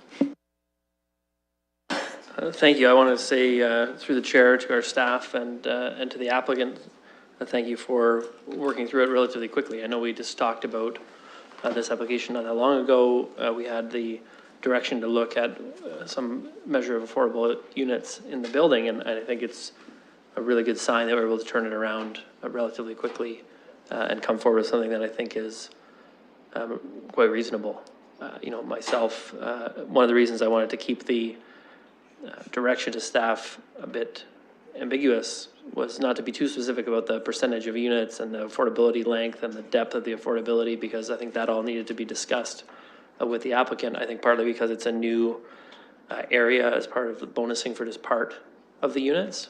As has just been mentioned, we of course have done this for the 69 unit building on Dundas and the 42 unit building on Dundas. Here we are in Wellington, and we're just dealing with, now it looks like 10 units. But I wanted to talk about why that approach is, from my perspective, a lot better. For one thing, when you're building smaller buildings, you don't get to take advantage of all the economies of scale that you get from building a bigger building, right? So you are not hiring the same kind of architects, you're not building the building in the same way, you're not getting the kind of gains you can have from economies of scale, and you're not necessarily getting the same quality of building either. And so I think, you'd focus in on just the 95% of average market rent and say, well, that's not deep enough, or it's not long enough. But it's also, what kind of unit are people going to be living in? And also the mixing of the affordable units with the regular market rent units. That's a different kind of living environment than in a building that's entirely affordable housing and has been built to keep costs as low as possible, because they're trying to put in as many units as possible. And that's what we see with buildings that are entirely affordable housing, is they will do things like the building that's 69 units on Dundas. That's a wood frame construction. There's all kinds of things they're doing in the design of the building to try and keep the costs as low as possible, so they can then go build another affordable housing building. That's good, but it ends up with certain kinds of buildings that are being built. And this building has got a different purpose, and integrating in some units, in this case 10 units, into that larger building, I think it's going to provide a different kind of housing choice, which is needed, right? So we have to have affordable housing, but we have to have affordable housing of different kinds throughout the city, and we need to have it distributed throughout the city. And I think having it located close to a future rapid transit station is excellent. I think getting the contribution to the rapid transit station is important, but it's also important to get some of those units to be a bit more affordable, because we want to make sure that as intensification happens along those corridors, it's not intensification that's only at the luxury end of the market. And it's great for people who are working in an office job downtown where they make enough money to pay those rents, but it's not good for people who are working in restaurants downtown and they just can't afford to live in those buildings near the transit stations. That's what we've seen in a lot of cases around intensification, around transit stations and other places. So I think it's really important that we get that around those transit stations. I think longer term, as we're working through the bonusing and how we're going to approach it, I think we'll find something that's going to work for developers and affordable housing. But we're also going to be dealing with inclusionary zoning, which is a whole different thing. And I think it'll become very normal very quickly that all developments are going to have some affordable housing in them. The question will be how much, and maybe there's bonusing on top of that. And then maybe we're stacking in other incentive programs on top of that to get deeper and deeper affordability and to try and get to the target, which we have in the London plan, where 25% of new units are affordable. So, that's a very big target. We're talking about something small here, but I do think it adds up over time. I'm glad we're moving in this direction. And I wanted to say to the applicant, I know that this particular applicant, they're very interested in doing something great in this neighborhood. I know at least Mr. Hines, he's mentioned, I'm from this area. I want to see it do well and improve it. And I think this building is going to be a really great addition. In terms of the height, I know that in London we sometimes focus in on things that are, 2 stories taller than what is allowed. I just wanted to put it some context. A tall building, a really tall building is like something like 1 Bloor Street West, which is 85 stories, right? That's under construction right now in Toronto. That's a really tall building. 18 stories is not a really tall building, right? So I think we have to keep it in context. Councillor Turner. Thank you, Madam Presiding Officer, and thanks for the opportunity to speak to this. First off, I'd like to thank the applicant for, I think it was rather gracious overture. This was a challenge, I think, to get kind of midstream change in a request from this council. I was going to seek to see if maybe there was an opportunity to provide some relief as requested. I think the motion has already been put on the floor and is likely to hold in that manner. So I hear the challenge from Mr. Frusios, as he stated that these are a lot easier accommodated at the outset during the pre-consultation phase. When we've had a lot of discussion about affordable housing and how do we accomplish that. the motions and direction we gave last month with respect, or a month or two ago, with respect to how do we use the levers that we have to accomplish affordable housing through bonusing, community improvement plans, inclusionary zoning, and the Housing Development Corporation altogether. I think once we have those policies in place, we can pretty clearly state at the outset what the expectation is as applicants come in for the pre-consultation meetings. The effect here, though, to see units at affordable rates within larger developments is really consistent with what the objectives of the London Plan are. And how do we do that? I've lamented long, prior to even getting on council, talking about the way we look at subdivisions, and they've got the big placards out saying houses from the mid-450s. And that automatically says that's the class that's going to live there through the whole thing. And so those opportunities to live in mixed communities, to live with mixed densities, with mixed commercial, with mixed opportunities for vibrancy, those are really important that we need to build into everything that we're doing. And I think that's one of the reasons why I was really supportive of the London Plan, to see the inclusion of the 25% goal within it. Even to the point in the 3080 Bostwick applications, there was discussion about affordable housing in that at the outset. And so while we're still in a consultation phase, there's good discussion for how that might be included. So I'm certainly sympathetic to the applicant that this was added as direction, and I'm very thankful that they sought a way to accommodate that. As I said, I probably would have moved the relief from the BRT component of it. I don't see the appetite from my colleagues on that. So at that point, though, thank you, and I'm looking forward to see this application go forward. Thank you, Councillor Turner. I'll give you back the chair. We do have a motion on the floor, moved by Mayor Matt Brown, seconded by Councillor Hopkins.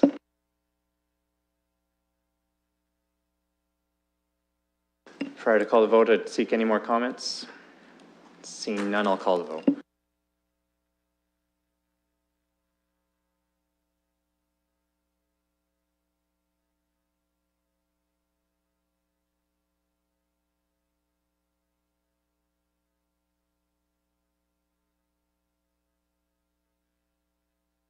Closing the vote, the motion carries 5 with 1 recused.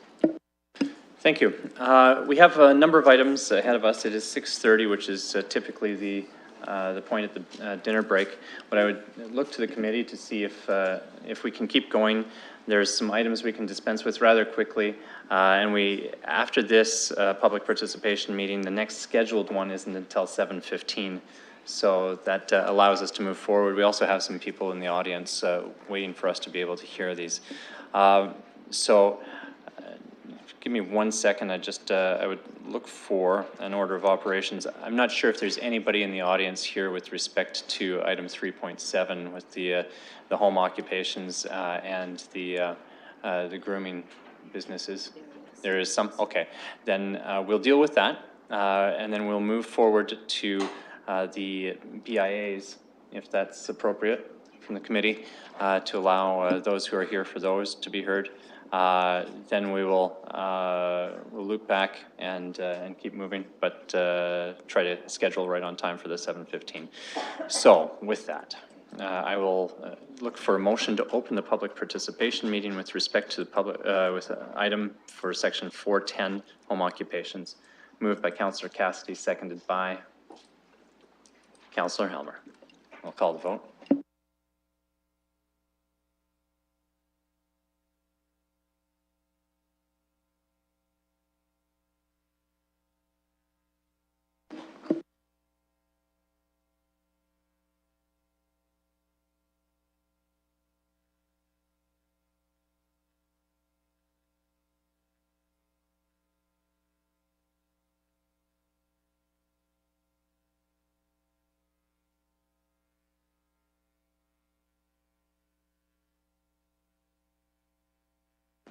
Your worship.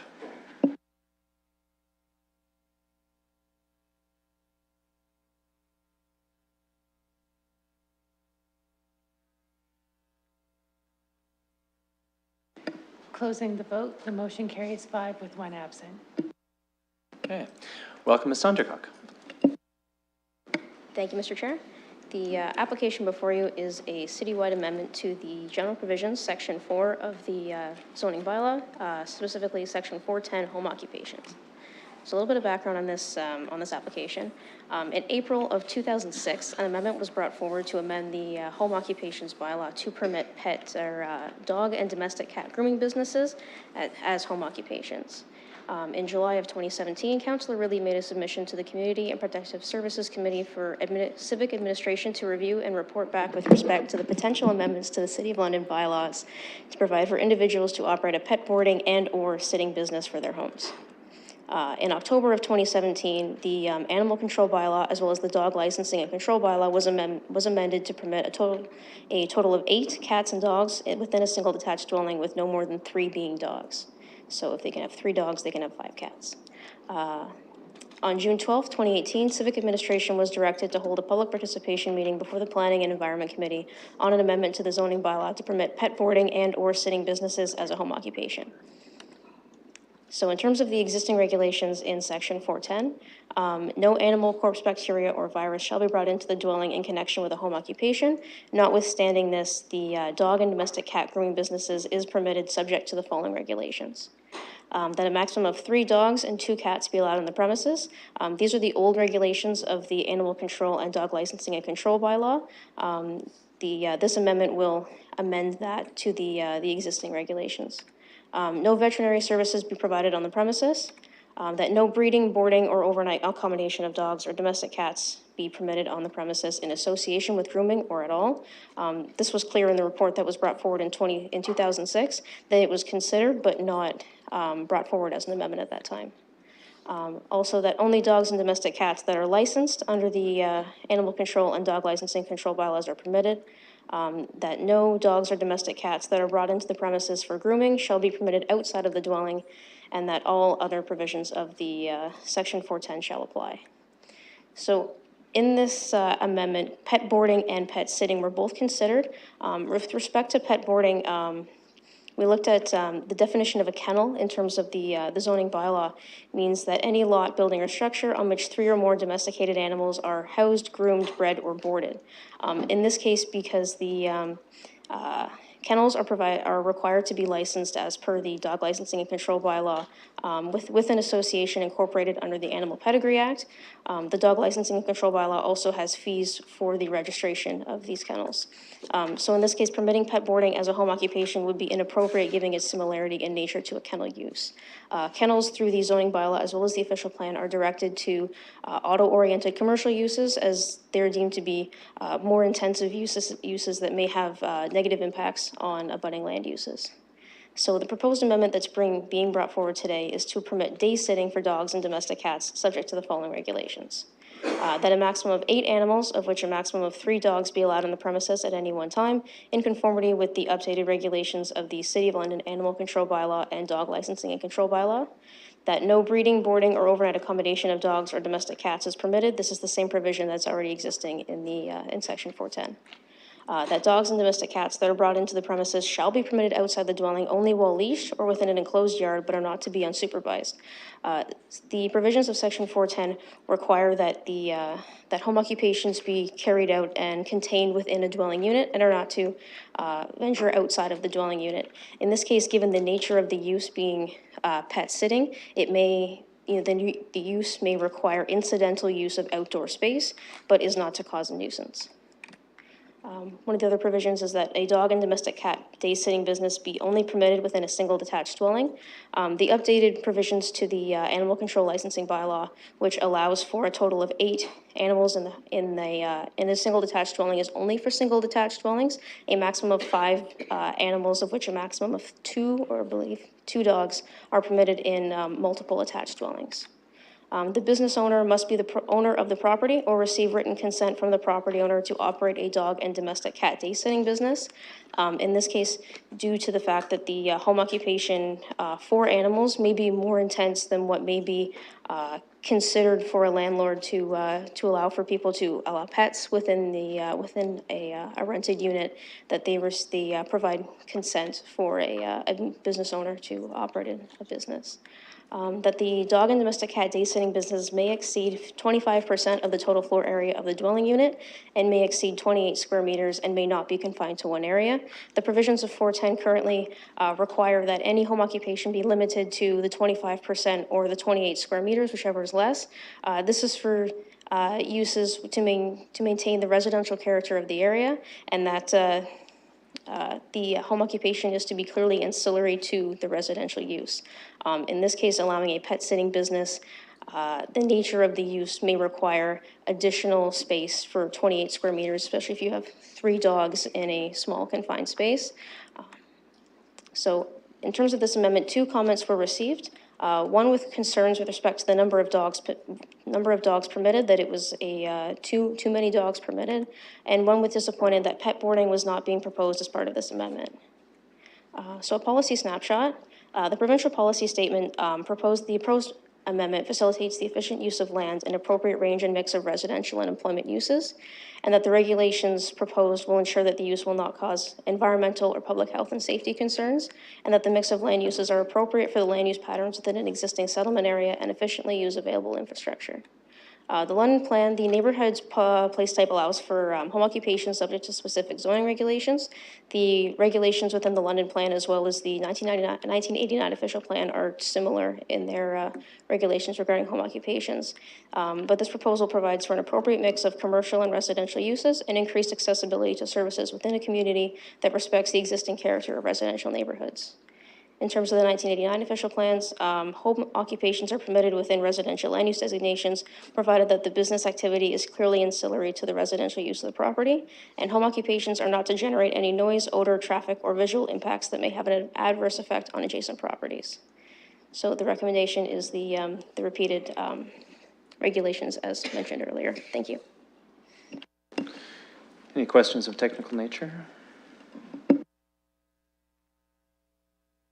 Just for clarity with this, the rationale for not pursuing the overnight setting is explicitly because the kennel requirements are explicit in that, and it would be in conflict with the zoning provisions for kenneling.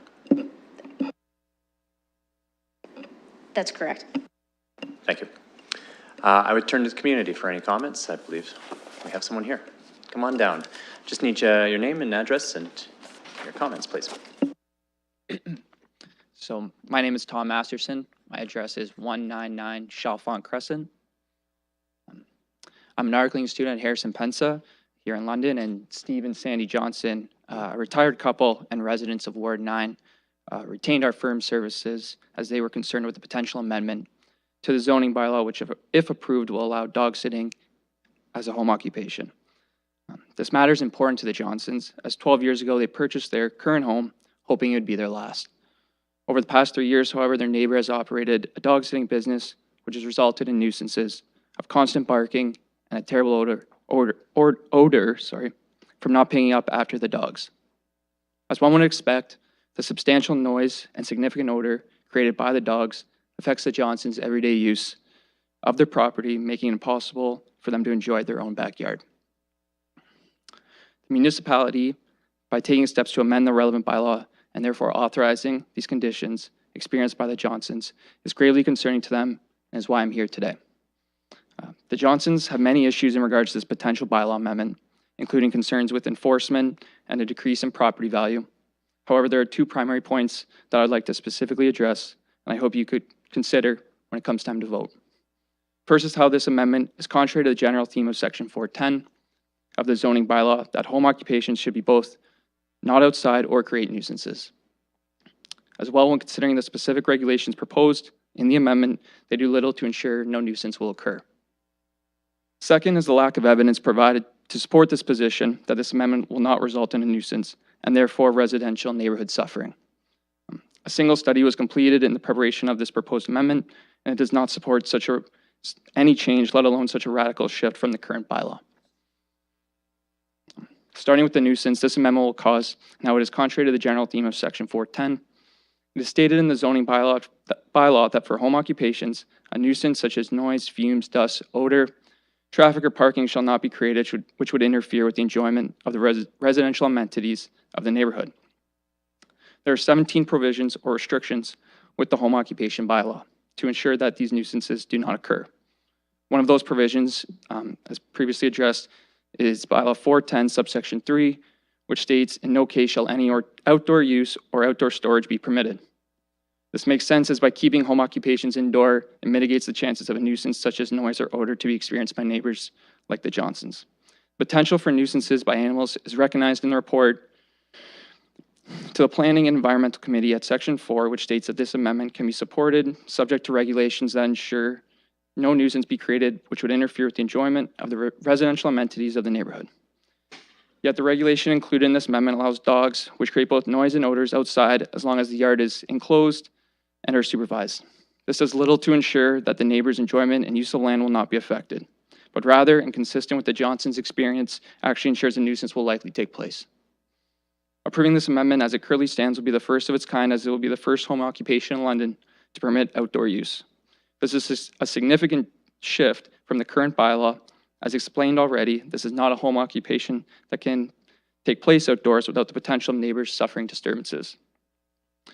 The regulations as they currently stand do not address either the noise or odor issues, as dogs being supervised and behind fences does little to ensure these nuisances will not take place, therefore allowing someone to profit at someone else's expense.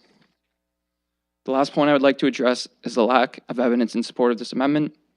In the report to the Planning and Environmental Committee, 9 similar cities were consulted on their policies regarding pet boarding and/or pet sitting as home occupations. The results were none of the municipalities consulted permit such occupations, not a single one. It is safe to assume that there must be a reason why these other municipalities do not allow such businesses in residential areas, and it seems likely because of the inevitable harm that will be created.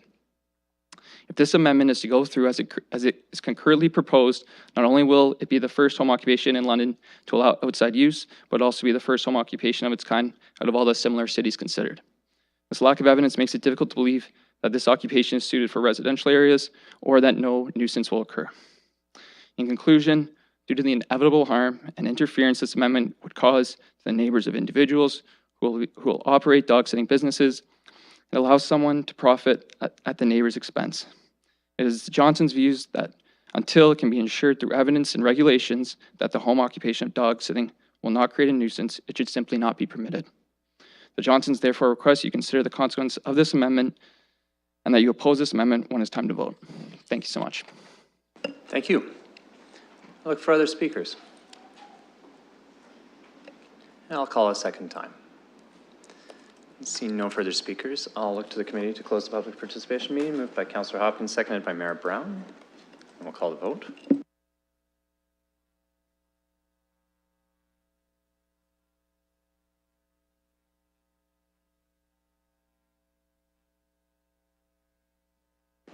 Closing the vote, the motion carries 5-0. Thank you. I'll look to the committee for comments or questions. Councillor Helmer. Okay, so through the chair to my colleagues, I'm not so sure about this change.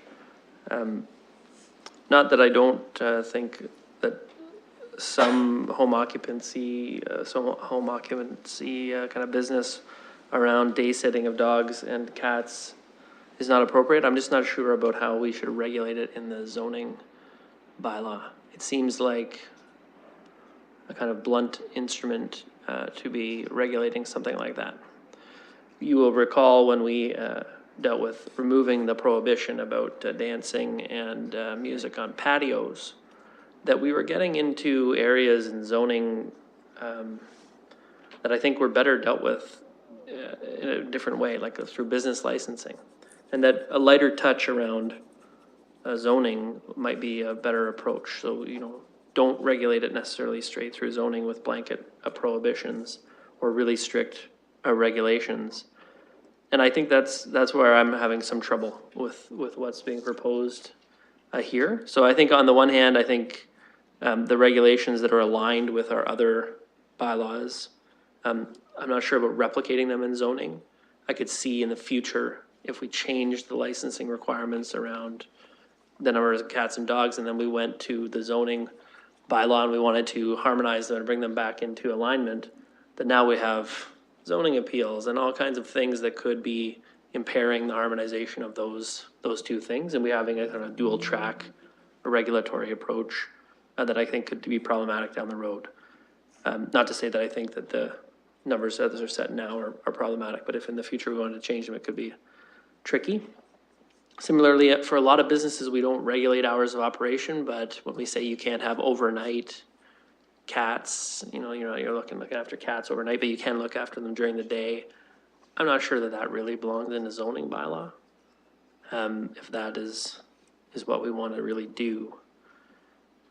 Or if it would stand up if that was challenged, frankly.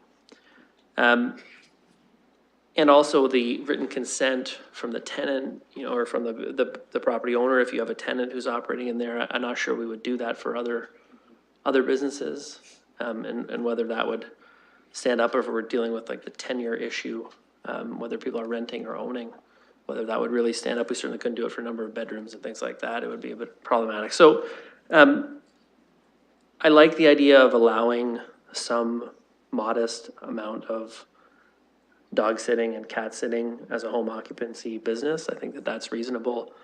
The issue around dogs that make a lot of noise is not limited to dogs that are being looked after by somebody for money. Some people are great with their dogs and their dogs are great. Some dogs are not great and they make a lot of noise. And we all know that that's a very widespread issue all throughout the city. I think in some cases, people who do it professionally are probably better at it than people who don't. So I think we have existing noise and sound bylaw that's going to try and deal with some of the nuisance issues that can come up from any kind of dog that's making noise. I think the issues around odor as well, we've dealt with them different ways at this committee. We have other ways of dealing with that. And I think the frustrations that might come up from people's adjacency to either noise or odor is kind of separate from how we should regulate this kind of home occupancy business. So those are my initial comments. I think my preference right now would be to possibly refer it to get a little bit of a different recommendation. I'm not quite sure what exactly I want, which is why I'm being a bit long-winded. But I think I'm not comfortable with what's being recommended here. I would be interested to know, I'm sure our staff have kind of wrestled with all these various issues that I just talked about. Why this particular approach with so much specified in the regulations under zoning rather than perhaps some subsequent amendments to the other bylaws or introducing some other changes and less in the zoning bylaw. I just raise those, see what my colleagues think about that and also what our staff think in terms of this approach. Further speakers? Mayor Brown. Chair, I wouldn't mind hearing from the staff based on some of the questions that Councillor Helmer was asking. Sure. Mr. Pompili. Yeah, through you, Mr. Chair. Yes, this issue was brought forward as through direction from council to bring forward hold a public meeting before PEC to introduce amendments to the zoning bylaw to allow boarding and/or pet sitting. And we struggled with the best approach, and also an approach that would bring any regulations that we brought forward in line with other bylaws that have been noted in here, particularly dealing with the number of pets and the type of pets within a dwelling unit. So we try to align this regulation with those bylaws more from for the benefit of enforcement more than anything. And we engage with our enforcement group when drafting these recommendations and sought their input directly to ensure that whatever recommendation we bring forward, it is something that can be enforced. But certainly I understand the comments and the concerns that you've raised. And there may be opportunities to relook at some of the regulations that we've proposed here, and maybe putting different caps on them. It's something we've prepared to have discussions with our enforcement staff if that will cause issues, or if it's something that's a little bit more palatable for the council members to consider. It's certainly something that we can further look into. Also, with regards to receiving written permission from owner, home occupations are explicitly to be conducted by the owner of the dwelling. So this was viewed as a way to address and deal with that regulation. But again, that's something that we can additionally look into for you as well. As far as noise and nuisance, I know some of the comments that were raised by the member of the public was permitting this home occupation use, extending it to the outside, allowing pets to be outside. That really is something that we have two options. We can either maintain that spirit of the home occupation regulations, or what we tried to do was more from the benefit of animal welfare, was to recognize that if you're dog sitting or pet sitting, those pets do need to go outside from time to time, and to provide that option for that to be conducted on the property is why we introduced that regulation. Mayor Brown. So, well, first, Ms. Sundercock, thank you for the presentation and for the work that that's before us. You know, I know that we talk about, you know, intermittent outdoor use, and we all know why. You know, to Councillor Helmer's point, you know, using zoning may be a blunt instrument. I guess my question is, would a referral back, recognizing that this came before PEC because we asked it to, be helpful?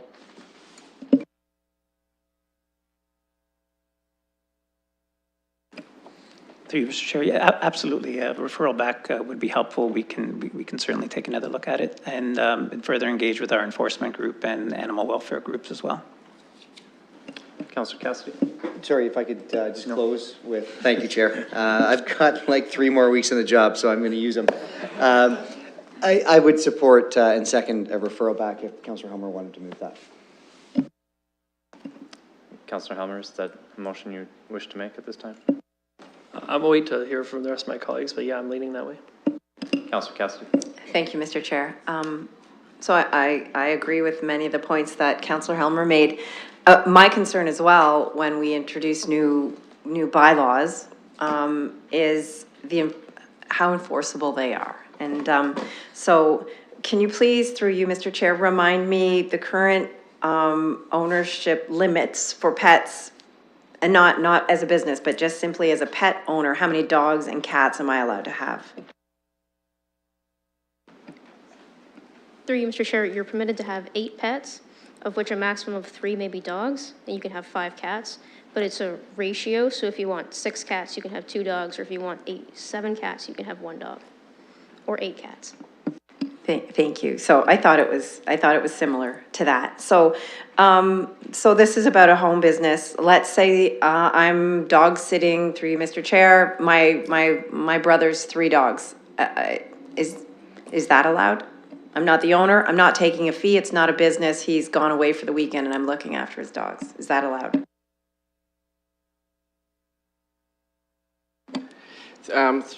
Through the chair, generally speaking, we don't enforce or regulate those types of situations. If you're just typically having somebody drop off your family's pets or whatever that might be, that's something that's fine. It's when it becomes, what this is really getting at is does council wish us to actually permit businesses and residential properties? And if that's the case, that's what this would allow you to do. Currently, that's not permitted. So if you are taking a fee and actually providing a service out of your home, that would not be permitted right now. We do have zones where we allow kennels, for instance, for overnight boarding. We would not recommend that in a residential zone for sure. That's in the report. We were directed to look at allowing businesses in these residential properties, so that's why this report is before you. We're more than comfortable looking at it again, but that's why we're here. Thank you for that.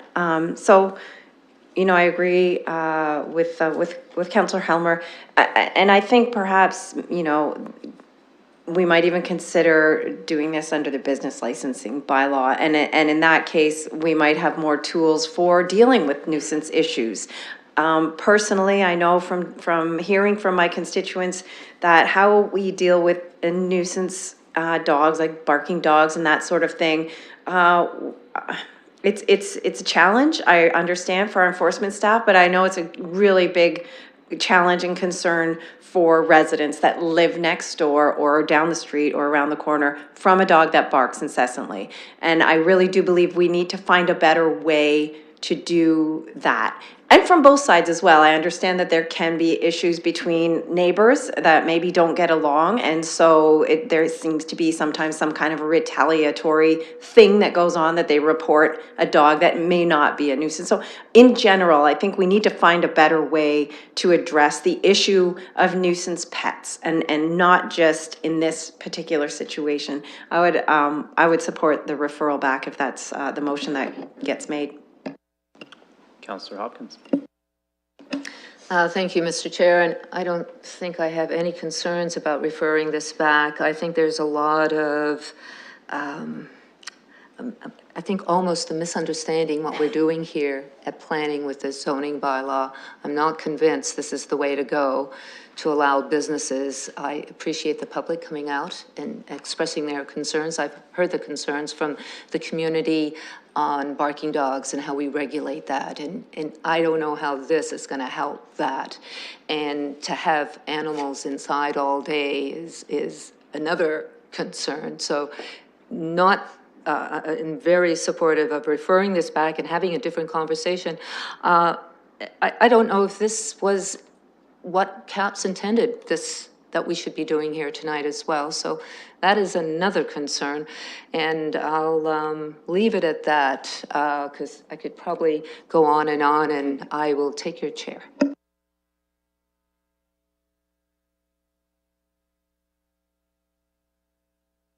Councillor Turner. Why, thank you. Really quickly, I see the intent to align the home occupancy with the actual bylaw about the number of pets that can be allowed within a home. That totally makes sense. But I also take a look historically about not having pet home occupancies and based home occupancies because of the impact that it has. When we take a look at what the exclusions are in our home occupancy regulations, is to decrease nuisance to adjacent residents. When you have something in a commercial or an industrial area, you know that there's a separation distance typically between residential and that use. And so that was the intent here. The difference between having that number of your own pets versus a number of somebody else's pets is control. You have less ability to control someone else's pets to the same degree that you would with your own. That's no guarantee that that pet owners, as Councillor Helmer talked about, there are pet owners that have good practices with their pets and those that don't. But nonetheless, it's a much more challenging situation for someone who is taking in somebody else's pets to control noise, to control barking, and often. I think some of the other concerns that we heard about odors and things like that and site condition, those could probably be addressed through bylaw enforcement control and through site condition. But nonetheless, even if we were to refer this back at this point, I see this as an incompatible home occupancy, and I'd probably vote against it in either circumstance. Now, having contemplated, I think I was in the same position as Councillor Helmer. I had to kind of listen and figure out where I sat with this. But I think it may be inappropriate to consider home occupancy with animals as it was 12 years ago.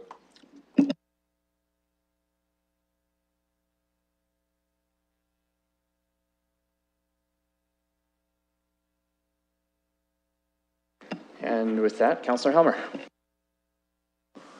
Interesting discussion. So I'm going to move the referral. I want to be clear, it's for the reason I actually do agree with permitting it in zoning. I just want to put as little regulations in zoning as possible so that we can deal with the more specific things elsewhere. And I do think it's reasonable. I do think we should allow dogs that are being looked after during the day to go outside. You know, walking the dog is just a regular activity that, you know, if we were to strictly interpret it, you know, you couldn't take the dog outside to walk it out to the sidewalk, which, I mean, it's just ridiculous when you think about it. So I do think some incidental outdoor use and clarifying that is helpful.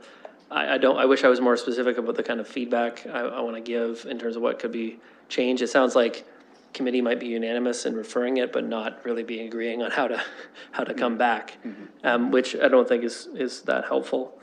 And I suspect the discussion at council might be a bit different. So I don't want to belabor the point. I do think the permitting the use, especially at a small scale, is very reasonable through zoning. And I think that it's not great that it's not allowed now. I think that is happening now. I think, you know, people are just doing it outside of what's allowed in permissions now. Even if it's $10 here or there, people are looking after other people's dogs and cats. And I think it can be done in a way that's not going to cause nuisances. I don't think it's inherent in the actual activity that it's going to have to cause a nuisance. So I'll move the referral. It looks like we'll be discussing it again. Okay.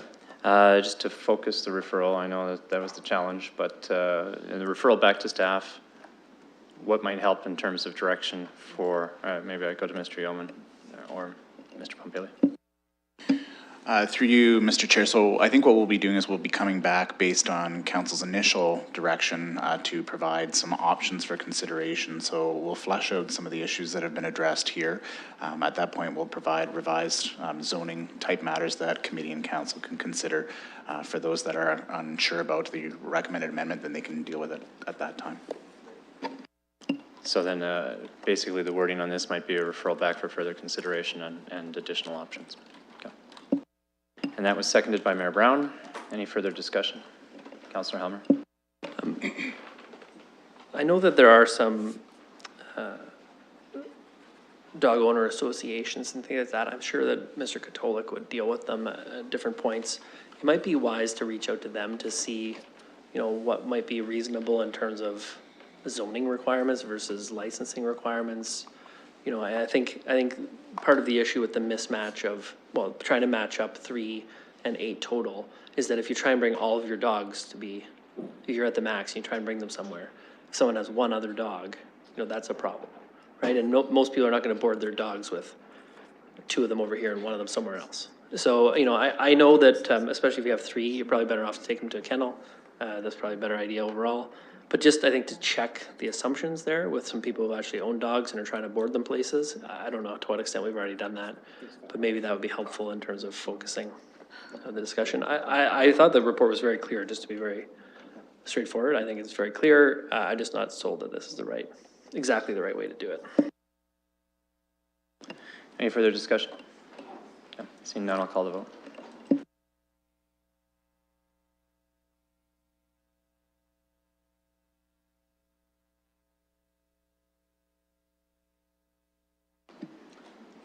Closing the vote, the motion carries 4-1. Okay, with the committee's indulgence, I'll jump ahead to 4.2 and 4.3.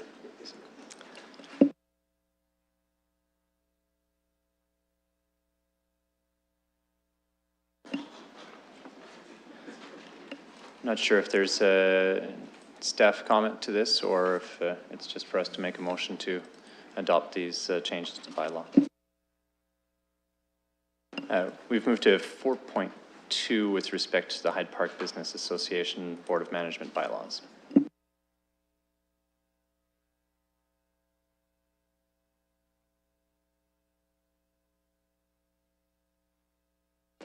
Sorry, I caught you in transition there. I wasn't sure if there was any staff comment to add to the Board of Management bylaws for the Hyde Park Business Association, or if we're just moving forward with a motion.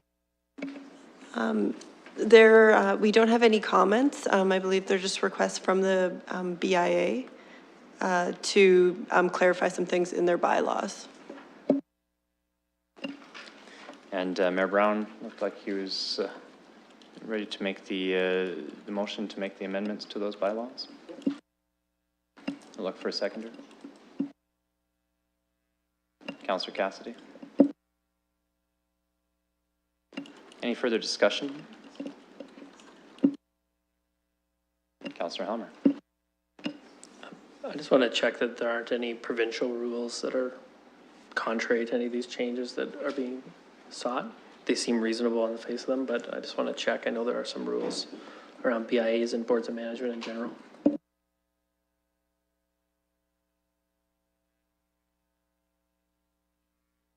There would be a recommendation to refer it to the clerk to review them with that lens to ensure that, that they're consistent with provincial regulations. All right, so Mayor Brown's indicated that he'll make that, that motion to refer to the clerk for review. Seek a seconder. Seconded by Councillor Hopkins. Any further discussion? Councillor Helmer? Just briefly, I'm fine with that. I just want to make sure that that's going to be a relatively quick thing. I imagine the BIAs would like, if they can make the changes, to make the changes and move on. I just wonder if the clerk maybe could advise how soon that would happen.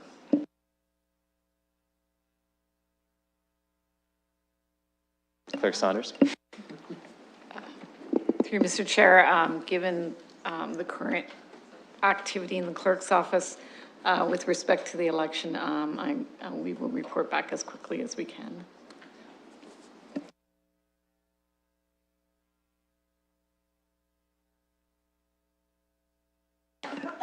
All right. So we have that motion on the floor, seconded by Councillor Hopkins. Further questions or discussion? Okay, I'll call the vote to that effect.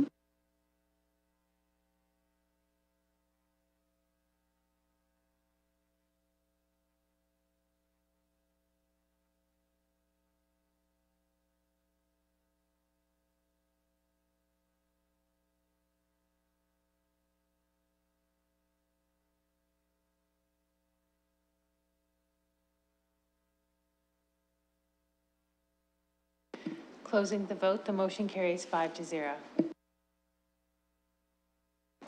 Thank you. And that'll move us to 4.3, similar request. And I guess we'd look for a similar motion. Moved by Councillor Cassidy, seconded by Councillor Hopkins. Any discussion? Seeing none, I'll call the vote.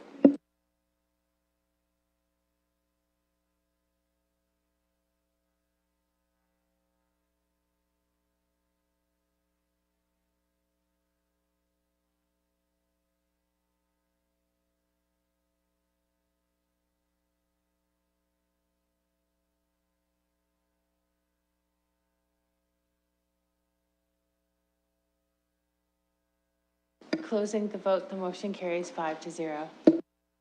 Thank you. And just as explanation, I'm sure you recognize that we need to have those reviewed, and then we'll bring them forward for incorporation into bylaws. So once that can be done by the clerk. So thank you very much. With that, I would look to the committee for a quick recess for about 20 minutes. Okay. Yep. So we'll get back, yeah, for 7:30. We'll go for 18 minutes, and we'll return at that point. All in favor? Okay.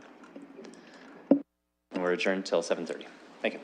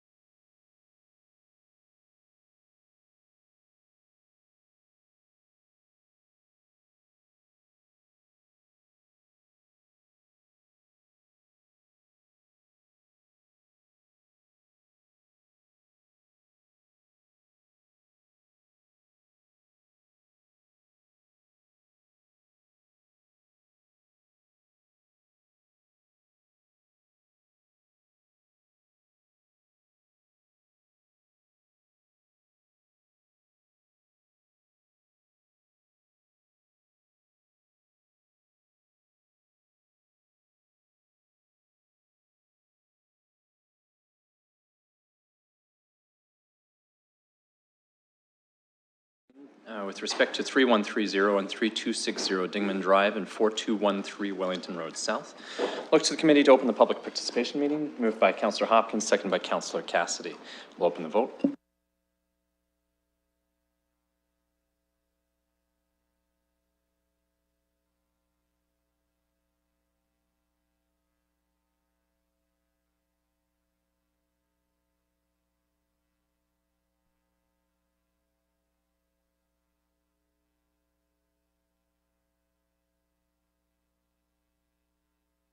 Closing the vote, the motion carries 5-0. Welcome, Mr. Lockwood. Oh, Mr. Yeoman. Well, thank you, Mr. Chair. Just by way of introduction, tonight we've got a public site plan for a pretty important large-scale commercial site in the City of London. This site has not only significant implications for the city, but the region as a whole. We've had numerous discussions with the proponent to date, and we're at the point where we think that we can have the meeting tonight to talk about some of the outstanding matters that we're going to identify for you and receive comments and feedback as we continue with our process. We want to thank and appreciate PenEquity, IKEA, and Costco for working with us today, and we're looking forward to continuing to have our conversations as we finalize the application as we go along. They have a fairly sizable contingent of people here tonight that are happy to answer any questions that you have, and we've got a great staff team that's here as well to answer questions too. So with that, I'm going to turn things over to Ms. Lockwood, and she's going to take you through the application. Thank you, Mr. Yeoman. Welcome, Ms. Lockwood. Thank you, Mr. Chair. The site plan application today is for 3130, 3260 Dingman Drive, and 4313 Wellington Road South. It's a public site plan for a commercial development consisting of 26 units and approximately 73,000 square meters of gross leasable area. As mentioned, the applicant is PenEquity/Gold Ventures Incorporated and IKEA and Costco as well. There are 3 site plans proposed today, and for the purpose of this presentation, they'll be included as one. Currently, the land is vacant with the exception of a single large format commercial building associated and associated parking at the northeast corner of the site. It fronts on Dingman Drive, and it also has frontage along Wellington Road. To the north is Highway 401, an open space with commercial uses. To the south are open spaces and agricultural uses. To the east, a large format commercial use, and to the west, Highway 401, open space, commercial and agricultural uses. The site is designated shopping area place type under the current London Plan designation. It is zoned for a variety of commercial uses. In June 2013, Council approved the site-specific uses of cinemas, hotels, home improvements and furnishing stores, liquor, beer and wine stores, and gas bars. On June 30th, the Ontario Municipal Board issued an order on a contingent basis requiring confirmation that transportation issues are addressed. There are currently holding provisions on the site that require a development agreement be entered into, a public site plan meeting take place, archaeological review occurs, traffic impact study be conducted, urban design objectives be met, and permits be obtained by the Ministry of Transportation. The Council resolution as of June 26, 2013 provided the following additional direction with regard to site plan approval. To create a block pattern for the future development of the site, incorporating buildings oriented towards a main street and include direct pedestrian connections to all buildings. Provide a variety of high-quality materials, particularly on elevations facing the 401, Dingman Drive, and the main street. Include a key building as a view terminus on the main street and create a centralized public space. Provide enhanced landscaping along Highway 401 and Dingman Drive and within surface parking areas, and to plant 3 trees for every tree removed. On January 14th, there was a notice of application sent to area residents. At that time, there was one written response and 1 phone call. The 1 written response was with concern to traffic volumes, and the 1 phone call was in support of the development. There were no responses from the public for the notice of site plan meeting sent out on September 14th. The site is intersected by a spine road that runs from Wellington Drive to Dingman Drive. Wellington Road to Dingman Drive. There's access from both Wellington and Dingman Drive. This creates a block pattern throughout the site in response to the council resolution. There's a pedestrian network that is proposed along the main spine and directly connects to all buildings on site. A main street is proposed on the north portion of the site. 8 buildings are located along this main street portion with the direct pedestrian connections to all those buildings. The proposal contains street trees along the entirety of the main spine road.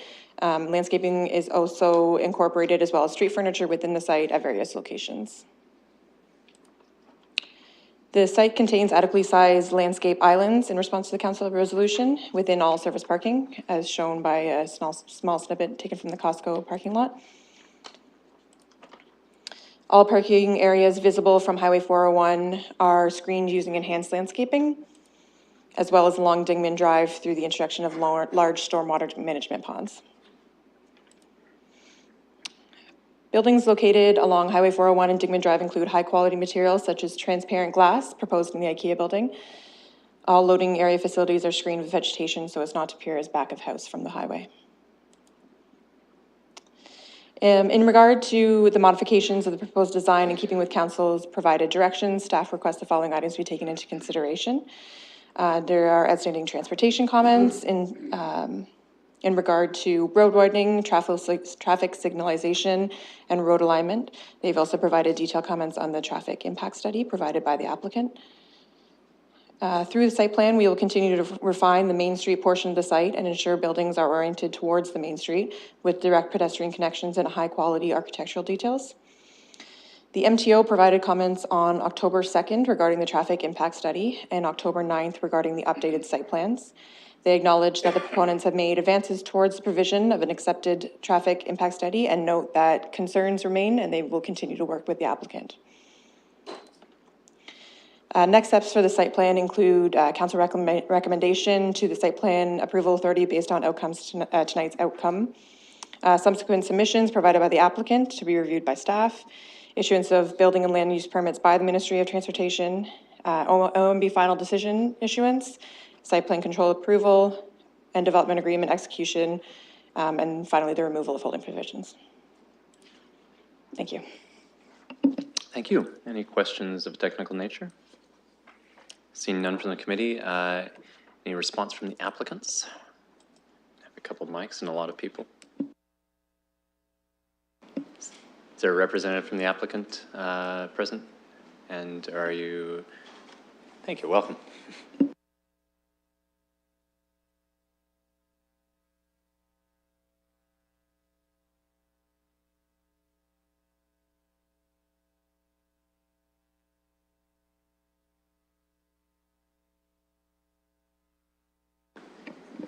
Good evening, everyone. Just want to thank you for your time tonight. My name is Leger Xavier with Penequity Realty Corporation, obviously representing Gold Ventures Inc., who's the owner of the land. Tonight with me, I have representatives from IKEA and Costco as well. So here, definitely to answer any questions the committee may have. Amanda did a fantastic job introducing the project, so my job's a little bit easier tonight, but what I wanted to do again is just share a couple brief images to try and pick up on where Amanda's left off, again with a view to continuing our site plan work, with a view to meeting the timelines and the goals and objectives that have been set out from the previous council back in 2013. So obviously, being from London, everyone knows where the site is, but basically we've always had a fantastic vision of the site from the perspective of being one of the key gateways to the City of London as well as the region of Southwestern Ontario. So the site again is located at Wellington Road and Roxborough Road, again just immediately south of the 401. We have 83 acres on or in and around the lands and 2,000 lineal feet of frontage on Highway 401. So again, the key here was great location, great city, great place to live, work, and play. And what we're really looking to do is to bring some fantastic new retailers and create a great little cluster and community of interest around all of the attributes that have been described before you. So again, what exists today is a great jumping off point for us.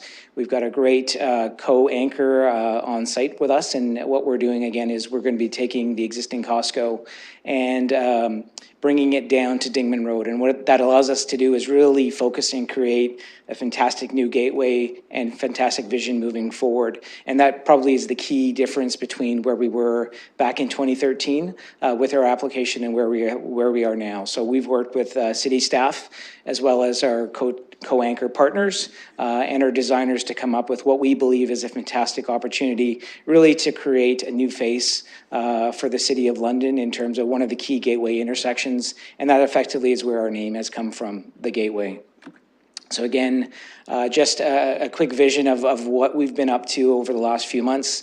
Again, with the support of our various stakeholder groups, including the UTRCA, City of London staff, as well as the MTO, we've secured all of the required approvals along with various different ministries to fill in the previous gravel pit pond that existed on site. So that is now filled in, and we're now, again, just effectively preparing the land for approvals once we're achieved either later this year or coming up shortly.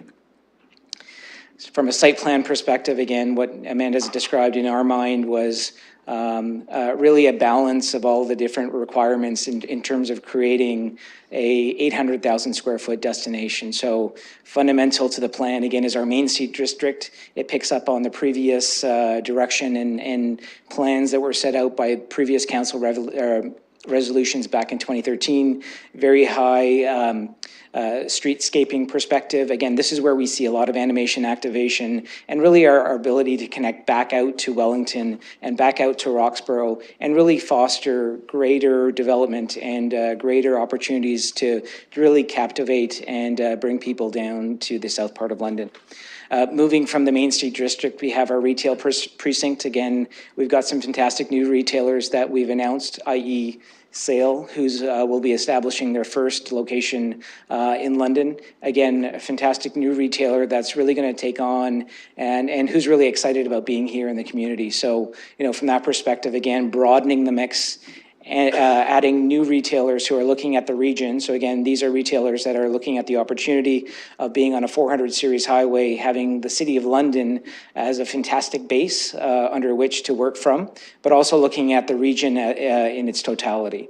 And in addition to the retail precinct, we then move into our anchor precinct. So again, we've got some fantastic co-anchor partners who are with us tonight, but also who have participated in the process, working with city staff and the various agencies. And again, IKEA and Costco, they're very excited about being here, very excited about being part of the site. And again, the implementation that we've come up with, again, really tries to fit within the overall perspective of how do you weave 800,000 square feet together with all those different uses. They're very different in terms of some of their basic needs, but we feel we've got a fantastic plan that, again, creates almost like this tiered. We've got 3 fantastic neighborhoods that we believe meet the previous council resolutions. What we're here to do, again, is to obviously check in, solicit any feedback or commentary you may have, and also take that back as we finalize plans with staff. So again, just some images of kind of what we've come up with. Again, these aren't final by any stretch, but again, the goal here was to try to describe, and this would be the Main Street District. So again, from looking at the corner of Roxborough and Wellington, we've got a great way that we've again brought buildings out to the street. We've shown connections. We've got some green space.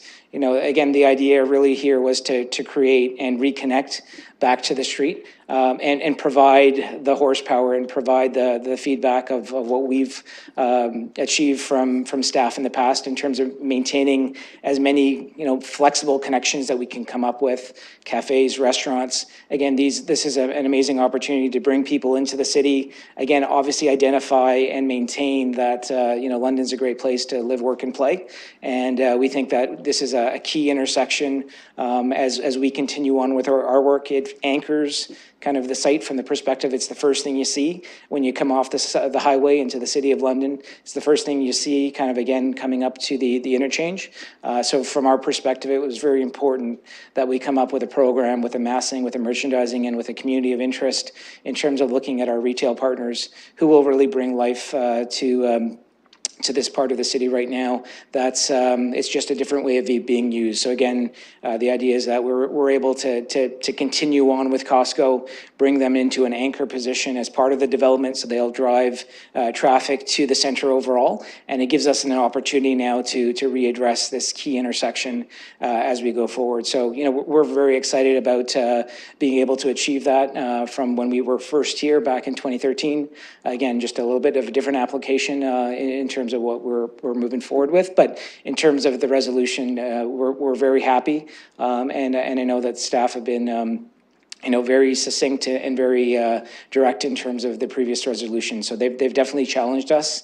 It's a pretty big challenge in terms of weaving everything together, but we believe in terms of what we've come up with, we've got a lot of the pieces in place, and obviously we're here to check in just to make sure we're on the right track. So again, just a little bit of a high level vision, speaking to some of the elements. So again, a lot of the elements that we've tried to come up with in terms of the buffers, whether it be Dingman, whether it be the highway, whether it be screening on the 401, again, we believe we're now at that point where we're here before you.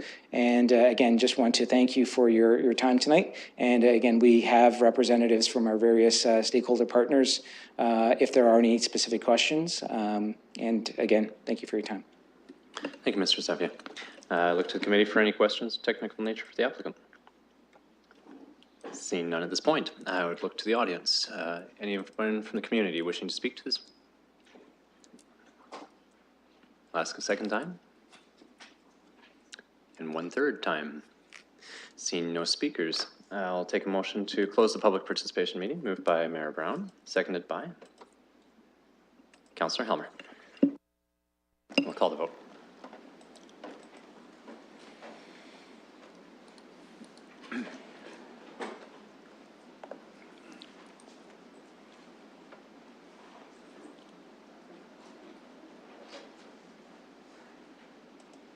Closing the vote, the motion carries 5-0. Anyone wishing to speak? Mayor Brown. I'll save the bulk of my comments for after I hear from other committee members, but just a couple of comments, Chair. First of all, I've seen a number of people from IKEA with Allen keys, and if they're loosening things, they need to know that this area of council chambers is overhanging an outdoor space. And so just please, if you want to tighten, that's okay. We're thrilled to have so many people here. At least I am just representing how important a project this is from their perspective. I can tell you that I've seen Mr. Yeoman, Mr. Kotsevas, Mr. Henderson from our side of things, I'm sure other staff members. How could I forget transportation? Mr. McCrae, just working through a number of challenges that may have even seemed insurmountable at some points. And so I wanted to use just my first opportunity to welcome our guests and also to just tip my hat to staff for the incredible amount of work that they've done on this file. It's been complex to say the least. And so I'm interested in hearing what my colleagues have to say about the site plan before us, but I do want to say thank you to staff, to the applicant, and to all of the people who are interested in seeing this move forward here in London. Further comments? Got a shy committee tonight.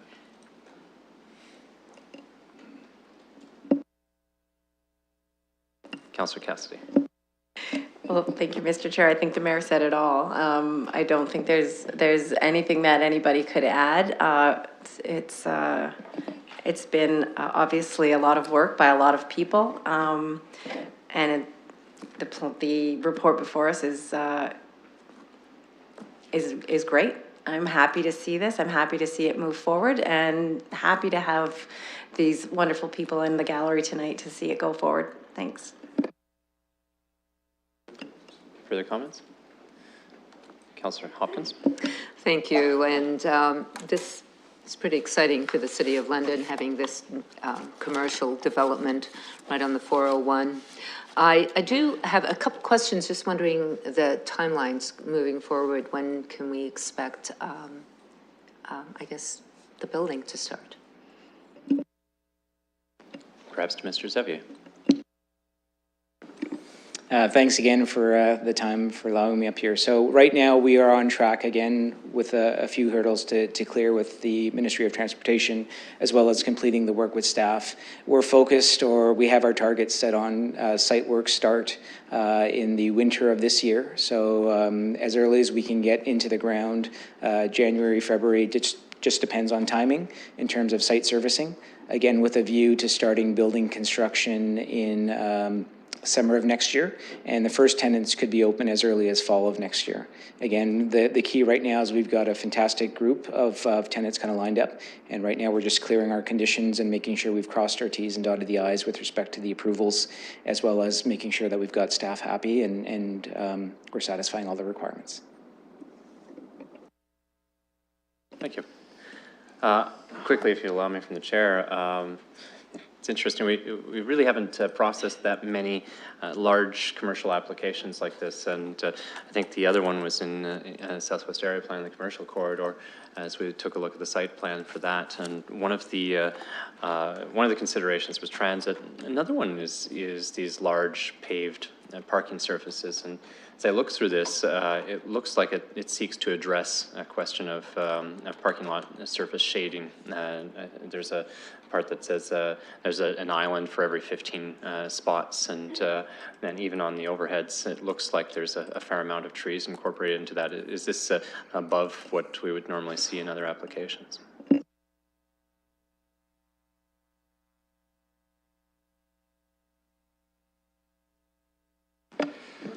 Thank you, Mr. Chair. The plantings you see were derived mainly from the site plan control bylaw, which do talk to specific requirements, but also there has been some other improvements to the parking area to meet the council resolution of the day. So I'd say this is in line or even slightly above what we would be seeing through our standard processes through site plan. So this is definitely an improvement than what we see in other sites for sure. Thank you, that's helpful. It looks like a challenging, I think Mr. Xavier pointed out, a challenging site to try and work and fit everything in the appropriate area. I think as I counted overall, there was about 21 independent non-IKEA or Costco retailers. Is that about right? I see some head nods. Prior to IKEA and Sale being part of this, what was the contemplation for the overall number of commercial spots? Is this, I'd imagine this is a little smaller, but I'm not sure by what scale.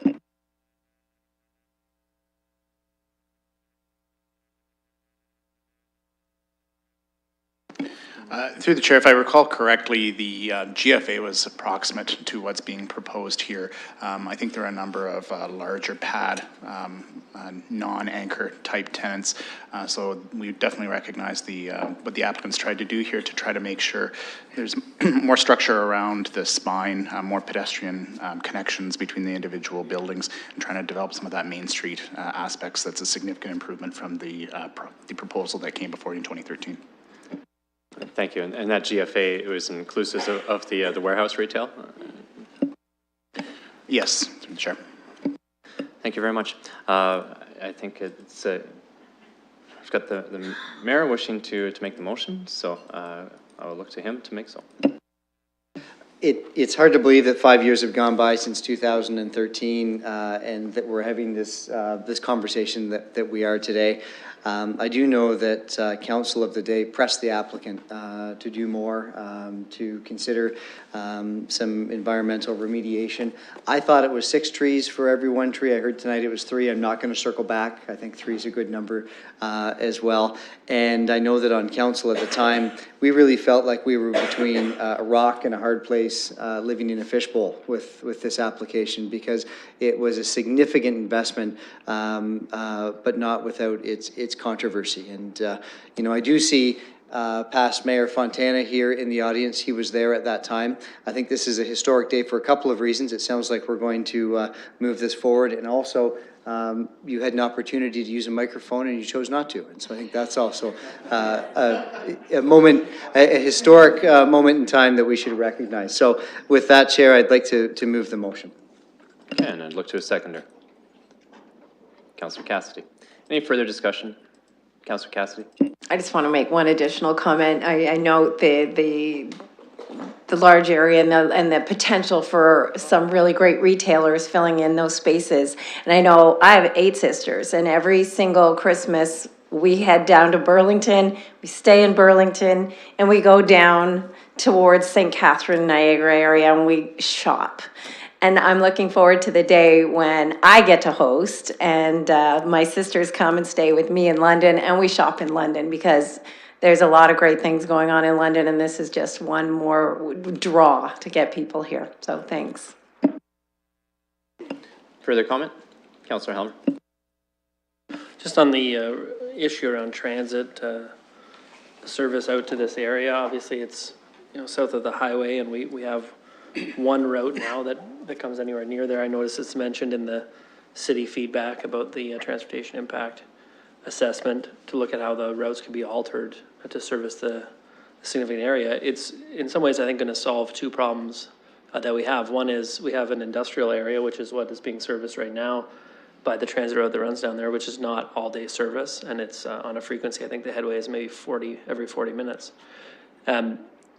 Because this route is connecting into the BRT terminal at the end of the south leg of Bus Rapid Transit, the frequency there is going to be something like every 20 minutes. So first of all, the frequency is going to be improved. Once this area builds out and we have a significant amount of employment that's being created between all these different businesses, I think it will support even higher frequency and probably longer service span in terms of when the bus is actually going to be running out there, which is going to not only get people out to this area to work, but also support the folks who are trying to get to the industrial areas as well. So, this is the kind of density from an employment perspective that can really help make transit go to that next level of service where it starts to become much more convenient and reliable. And because it's connecting into BRT, obviously the frequency is going to be improving quite a lot. So I think that's going to be really good to get people out there. It can be a long way to go if you're trying to drive through the whole city. But if you got a dedicated lane all the way down to the bus station and then you're switching over, that's a pretty easy ride on the bus, especially for folks who are working out in this commercial area. Thank you. With that, I think we'll call the vote. And thank you for all your work on this.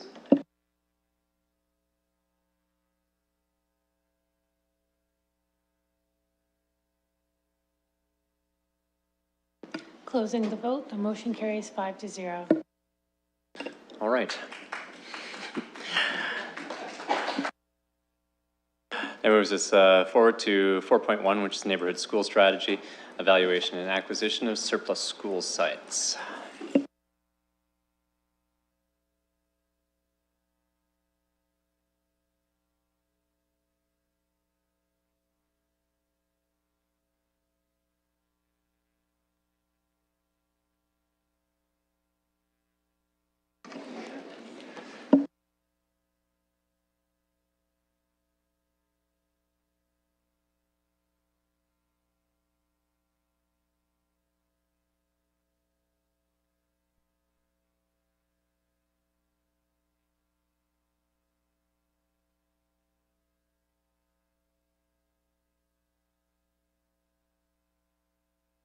I guess we're moving.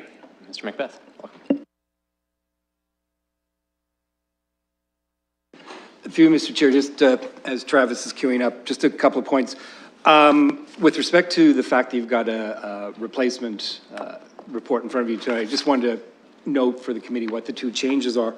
The first change is just with respect to the recommendation. The first recommendation, we actually neglected to say when you would be adopting this, at what council meeting. And then the second change is on page 338 of the agenda report, or page 360 of the added report. And all we did was to match the format for a council policy. We put in the line on the legislative history and the revision dates to the policy. So those are the only 2 changes that in fact are in front of you with the substituted report. So I just wanted to put that there. The other point I just wanted to say was, again, to recognize that Mr. Justizia is in the audience.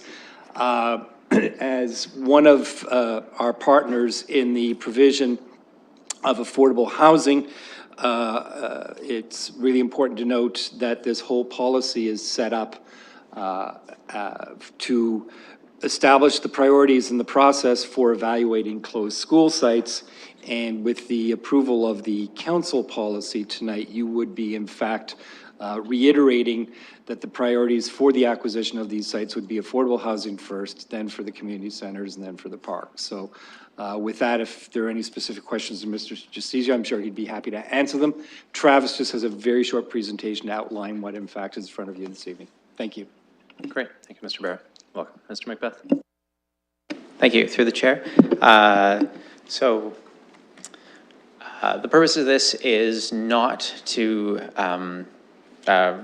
identify the school's role within the pupil accommodation reviews. It's rather that the school boards do undertake them, and then as the result of them, the schools may close. So the purpose of the report is to provide a strategy and the direction around how we evaluate them and when we acquire them once the school board has identified that they are available for possible acquisition. So this establishes both a council policy and then an administrative policy. So the council policy identifies 4 general areas, so the municipal needs, as Mr. Barrett said, it's affordable housing first, which is in line with other housing strategies and policies of the London Plan. And then the other identified municipal needs, which are parkland and community facilities. And then the council policy identifies that there is an evaluation process, that there will be a staff team and agencies. So that's, again, recognizing the Housing Development Corporation will be closely working with us and are part of the staff team on all these.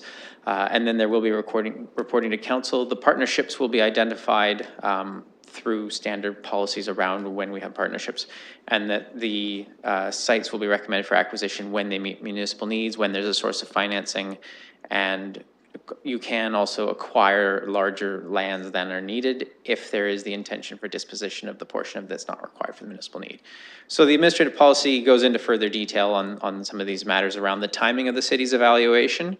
The intention being that the initial staff evaluation would be at the outset of the pupil accommodation review. It wouldn't be a public process, no reporting to council, but so that there's longer than the amount of time allotted once we receive the notice that it's available for sale.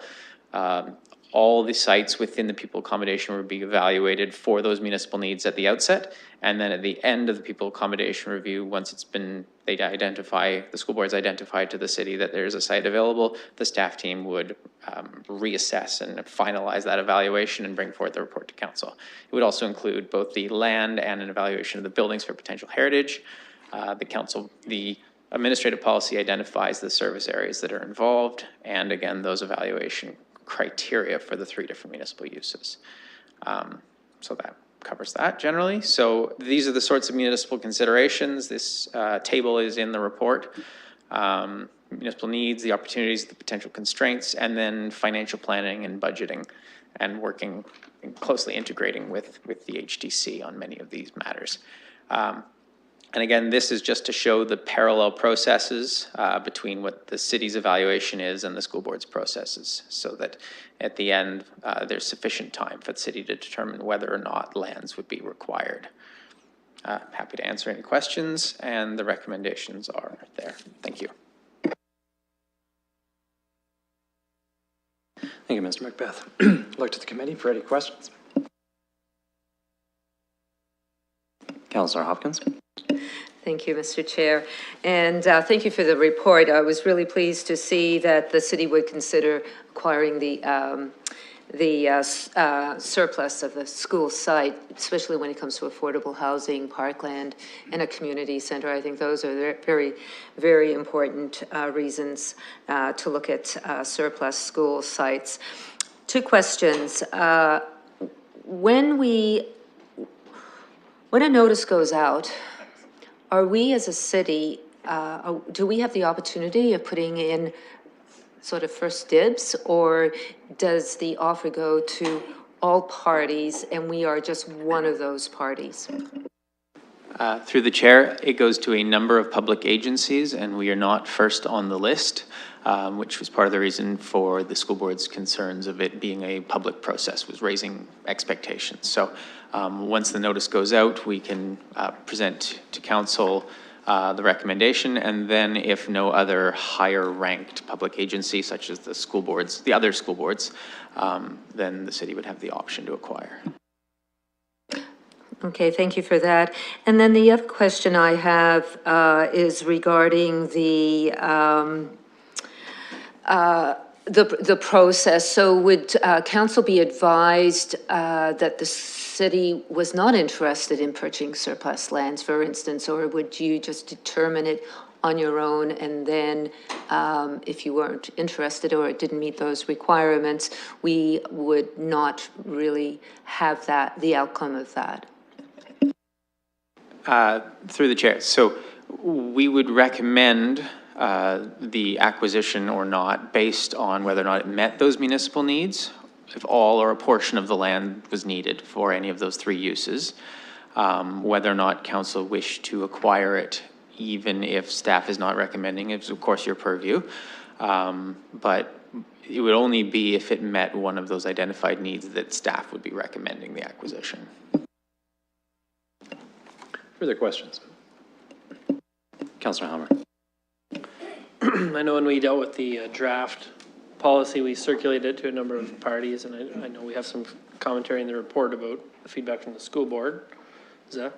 What did the Urban League have to say? It's not totally clear to me that they said anything. Through the chair, there was no response from them when they were circulated. So we only heard back from the school boards, and their feedback related to, again, that sort of whether or not a public process would interfere with the people accommodation review. So those were the only two comments we received, were those attached letters.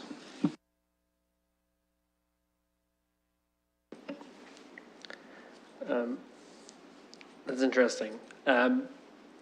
So I think I agree with the structure of the policy and sort of what we're suggesting in terms of the municipal needs and the evaluation and the process for that. I think when these issues arise and there are schools that are being recommended for closure and then disposition, having gone through it in Ward 4, it can be very disruptive and really cause a lot of concern in the community.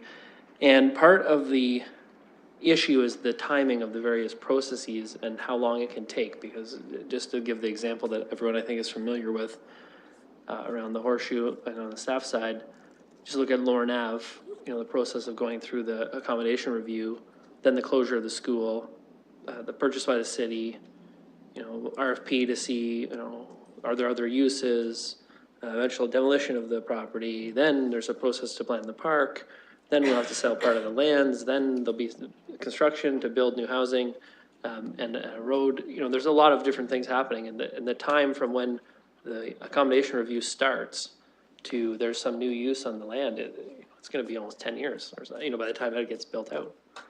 Maybe longer, I'm not sure. And we've got to vote as fast as you possibly can. That was pretty quick. And I think that's a concern, because that time period between when the school is no longer operating as a school and whatever the future new use of the site is going to be, that is something that people would like to compress so that it's basically nothing. There's no interim period where there's nothing really happening on the site. And it's hard to align our evaluation processes with what is happening with the school board process, which can be a very contentious process. And I think the feedback from the school board is quite good, in the sense that you don't want people to think that, this is the thing you should engage in when what is actually happening is the decision around what's happening with the disposition of the school. Is it going to continue to be a school or not? I am a little concerned that if our first priority is affordable housing, and that we're always evaluating that first, and the school boards continue to follow their current pattern, which is close schools in the core and open new schools on the edge in the suburbs, that we'll end up concentrating affordable housing in the core rather than in the suburbs, and spreading it out. And so, I want to make sure that our policies around surplus school evaluation, site evaluation, are aligned with our other policies in London Plan, which is saying we want to have affordable housing throughout the city. We don't want to concentrate it necessarily in just one area. And I know that it's just an evaluation. It doesn't necessarily mean it's going to be an affordable housing project every particular site. But I do think if people think that that's going to happen, that could make the discussion around the school that much more contentious. If everyone thinks, oh, there's going to be a mega affordable housing project here instead of a school, that could make it worse. And so I think we need to be clear in the policy, and I think the policy is trying to do that, which is it could be a bunch of different things. We're not presupposing one thing or the other. And I wonder to what extent, I'm going to stop with my comments soon, but I wonder to what extent we can, similar to how we do with heritage buildings, start on the evaluation screening for the properties now. There's, I don't know, probably something on the order of 150 or something schools in the city of London. So it's quite a small, much smaller universe than it is heritage properties. And start screening them now to see which ones there might be a potential municipal need for parkland deficiency, for example. Like they're not moving anywhere.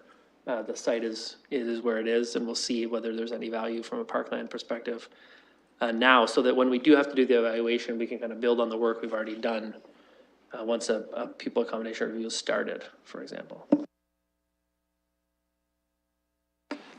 Through you, the first thing I'd say is the example of Lorne Ave is a good one because the process we're bringing to you today would compress that.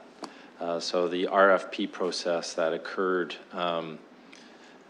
to see who might be interested in taking on the school isn't something that we would be doing here. So we've streamlined the process, we've cut that out. That was a lengthy process. You might recall there was a second loop in there too for that process alone. We're really not set up to do that. I don't think within our corporation to just go out and try and find somebody to use a building that happens to be surplus of another organization. So we're very focused here on the municipal need. That's the starting point. If there isn't a municipal need, we move on. The second thing with respect to the distribution of affordable housing, through you, Mr. Chair, I know that Mr. Justizio was interested in speaking to this report, and I wonder if he might be able to take on that question and also contribute what he was looking to speak to, if that's all right with you. Certainly. Mr. Justizio has managed to sit through the entire meeting, so please welcome. Well, a couple of things. I think there was a chart up there through the chair that had the two streams. I would suggest that there's a third stream, and that's the work that's being done by HDC that I think fits directly in line with what Councillor Helmer's speaking to, which is sort of that early look. And I want to be cautious because when we say affordable housing, it doesn't mean a concentration of affordable housing. And I think a lot of this is how we challenge the language that we use. So I know that's what you mean by this. Because you have to be so sensitive to it. But what we're able to do, because we're a third party to this, is we're actually able to evaluate and have been doing some of this work already. Because generally when a PAR or an ARC process begins, you know about it well enough in advance to know what's going to happen 2 or 3 years down the road. So rather than waiting for those 90-day clocks to start, where really you're handcuffed to a process, our intent is really working well in advance of that process to determine, using our criteria, and then working with the city so that we're actually informing the city's process by activities that we have already done. And we've been testing some of this out live. So I think in that context, we are equally concerned about not being a part of a school process that can be lengthy and also be emotional. We can be taking a second look and be doing land studies in the same ways we do, by the way, with surplus municipal lands, and I think we'll be needing to do in other ways as well. And then separate from that, we are part of the city's process. And I think the third thing is that when they say activating for the purposes of affordable housing, that doesn't mean solely for affordable housing. And so much of the London plan turns our lens to the stacking opportunities that exist. And so everything that we will be doing will be looking to activate the London plan as much as it is to activate our affordable housing strategy.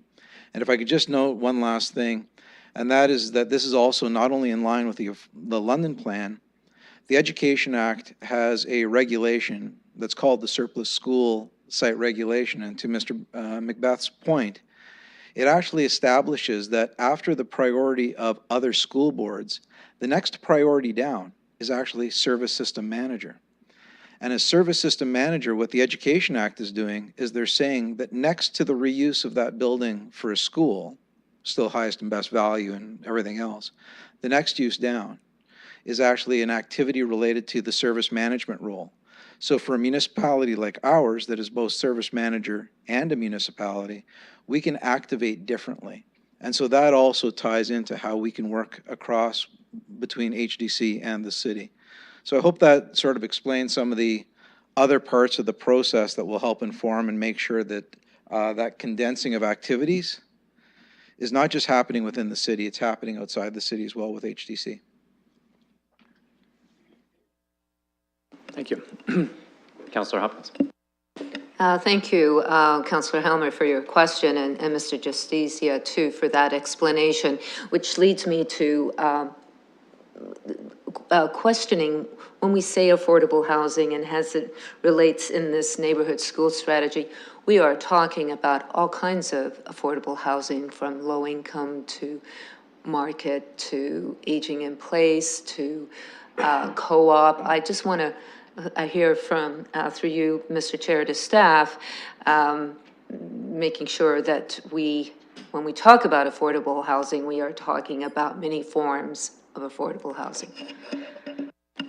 Through the chair, I guess I'll reiterate a comment that Mr. Justicia just made, which is that affordable housing has a very broad definition, and it can be all of those things. And in working in partnership with the HDC, certainly those different opportunities would be part of that whole process.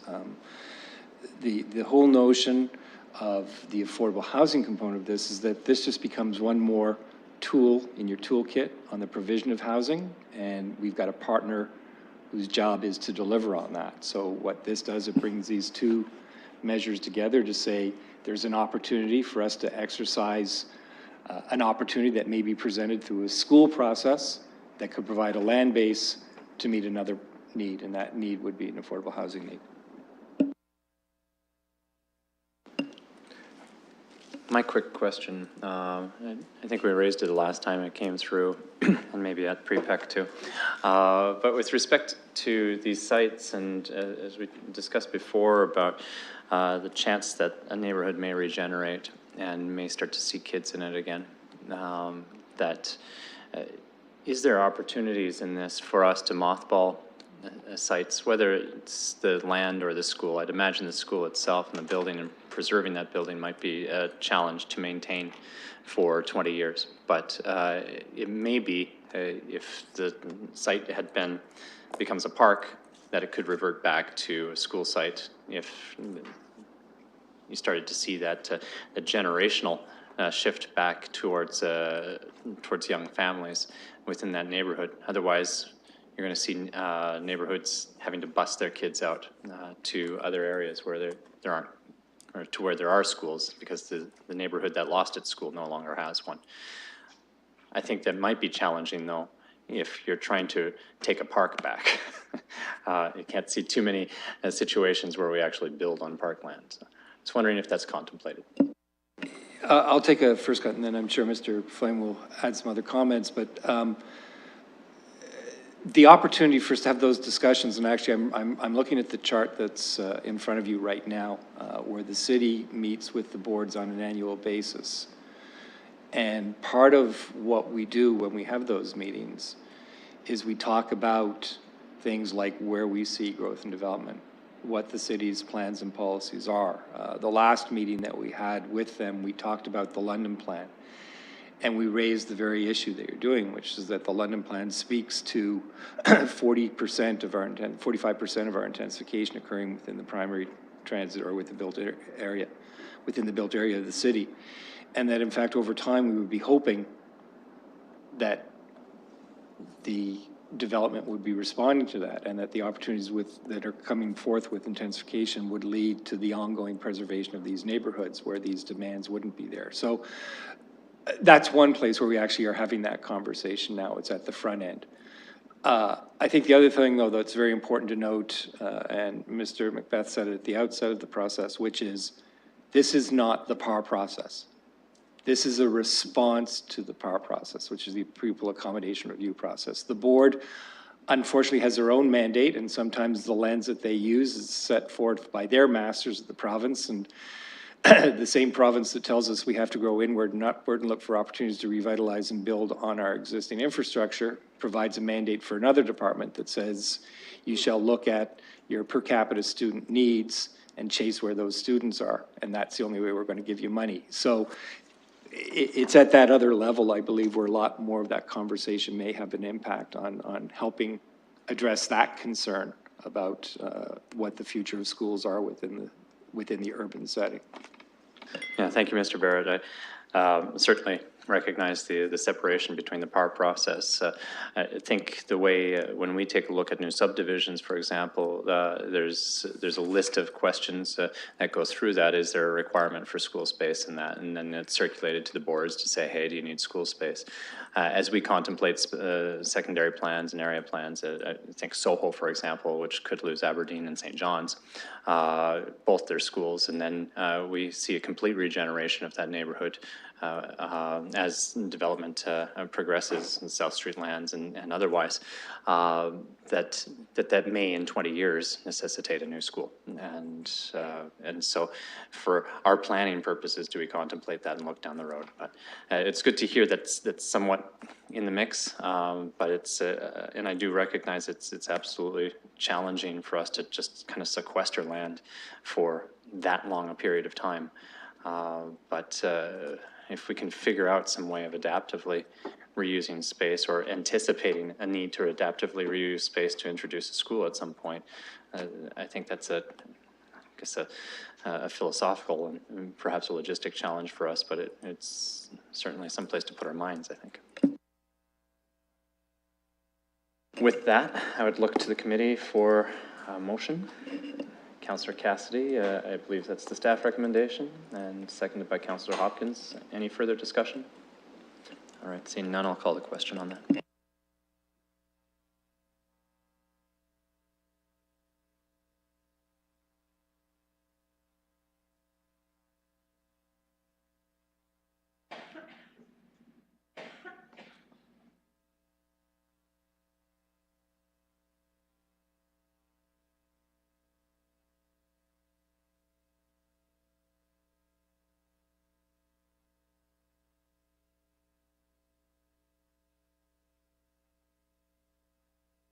Closing the vote, the motion carries 4-0. And thanks for your work on that. Last two items are 5.1 and 5.2. With respect to 5.1, the Advisory Committee on the Environment, I believe there's one item for direction. And that's with respect to a request that Council be requested to consider additional funding for the 2019 forest operations budget. So I'd imagine that could be referred to the 2019 budget update. So I'd look to a motion to that effect and to receive the report. Moved by Councillor Hopkins, seconded by Councillor Cassidy.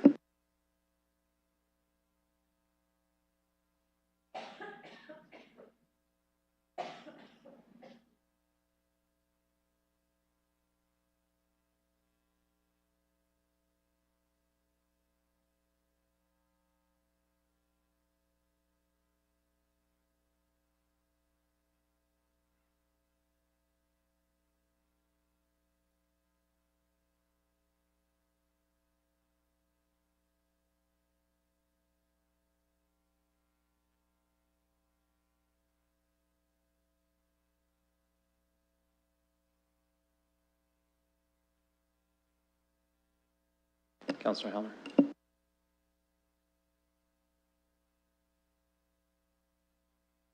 Closing the vote, the motion carries 4-0. Thank you. And item 5.2 is the ninth report of the Trees and Forests Advisory Committee.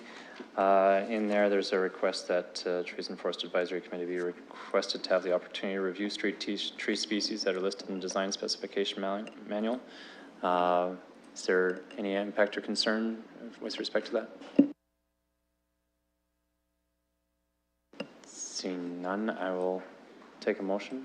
Moved by Councillor Helmer, seconded by Councillor Cassidy, and we'll call the vote.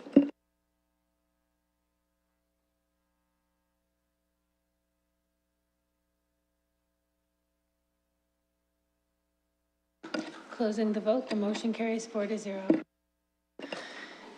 Any other business deferred matters? Seeing none, I'll take a motion to adjourn. Moved by Councillor Cassidy, seconded by Councillor Helmer. All in favor? Unanimous. We are adjourned. Thank you, everybody. Have a great night.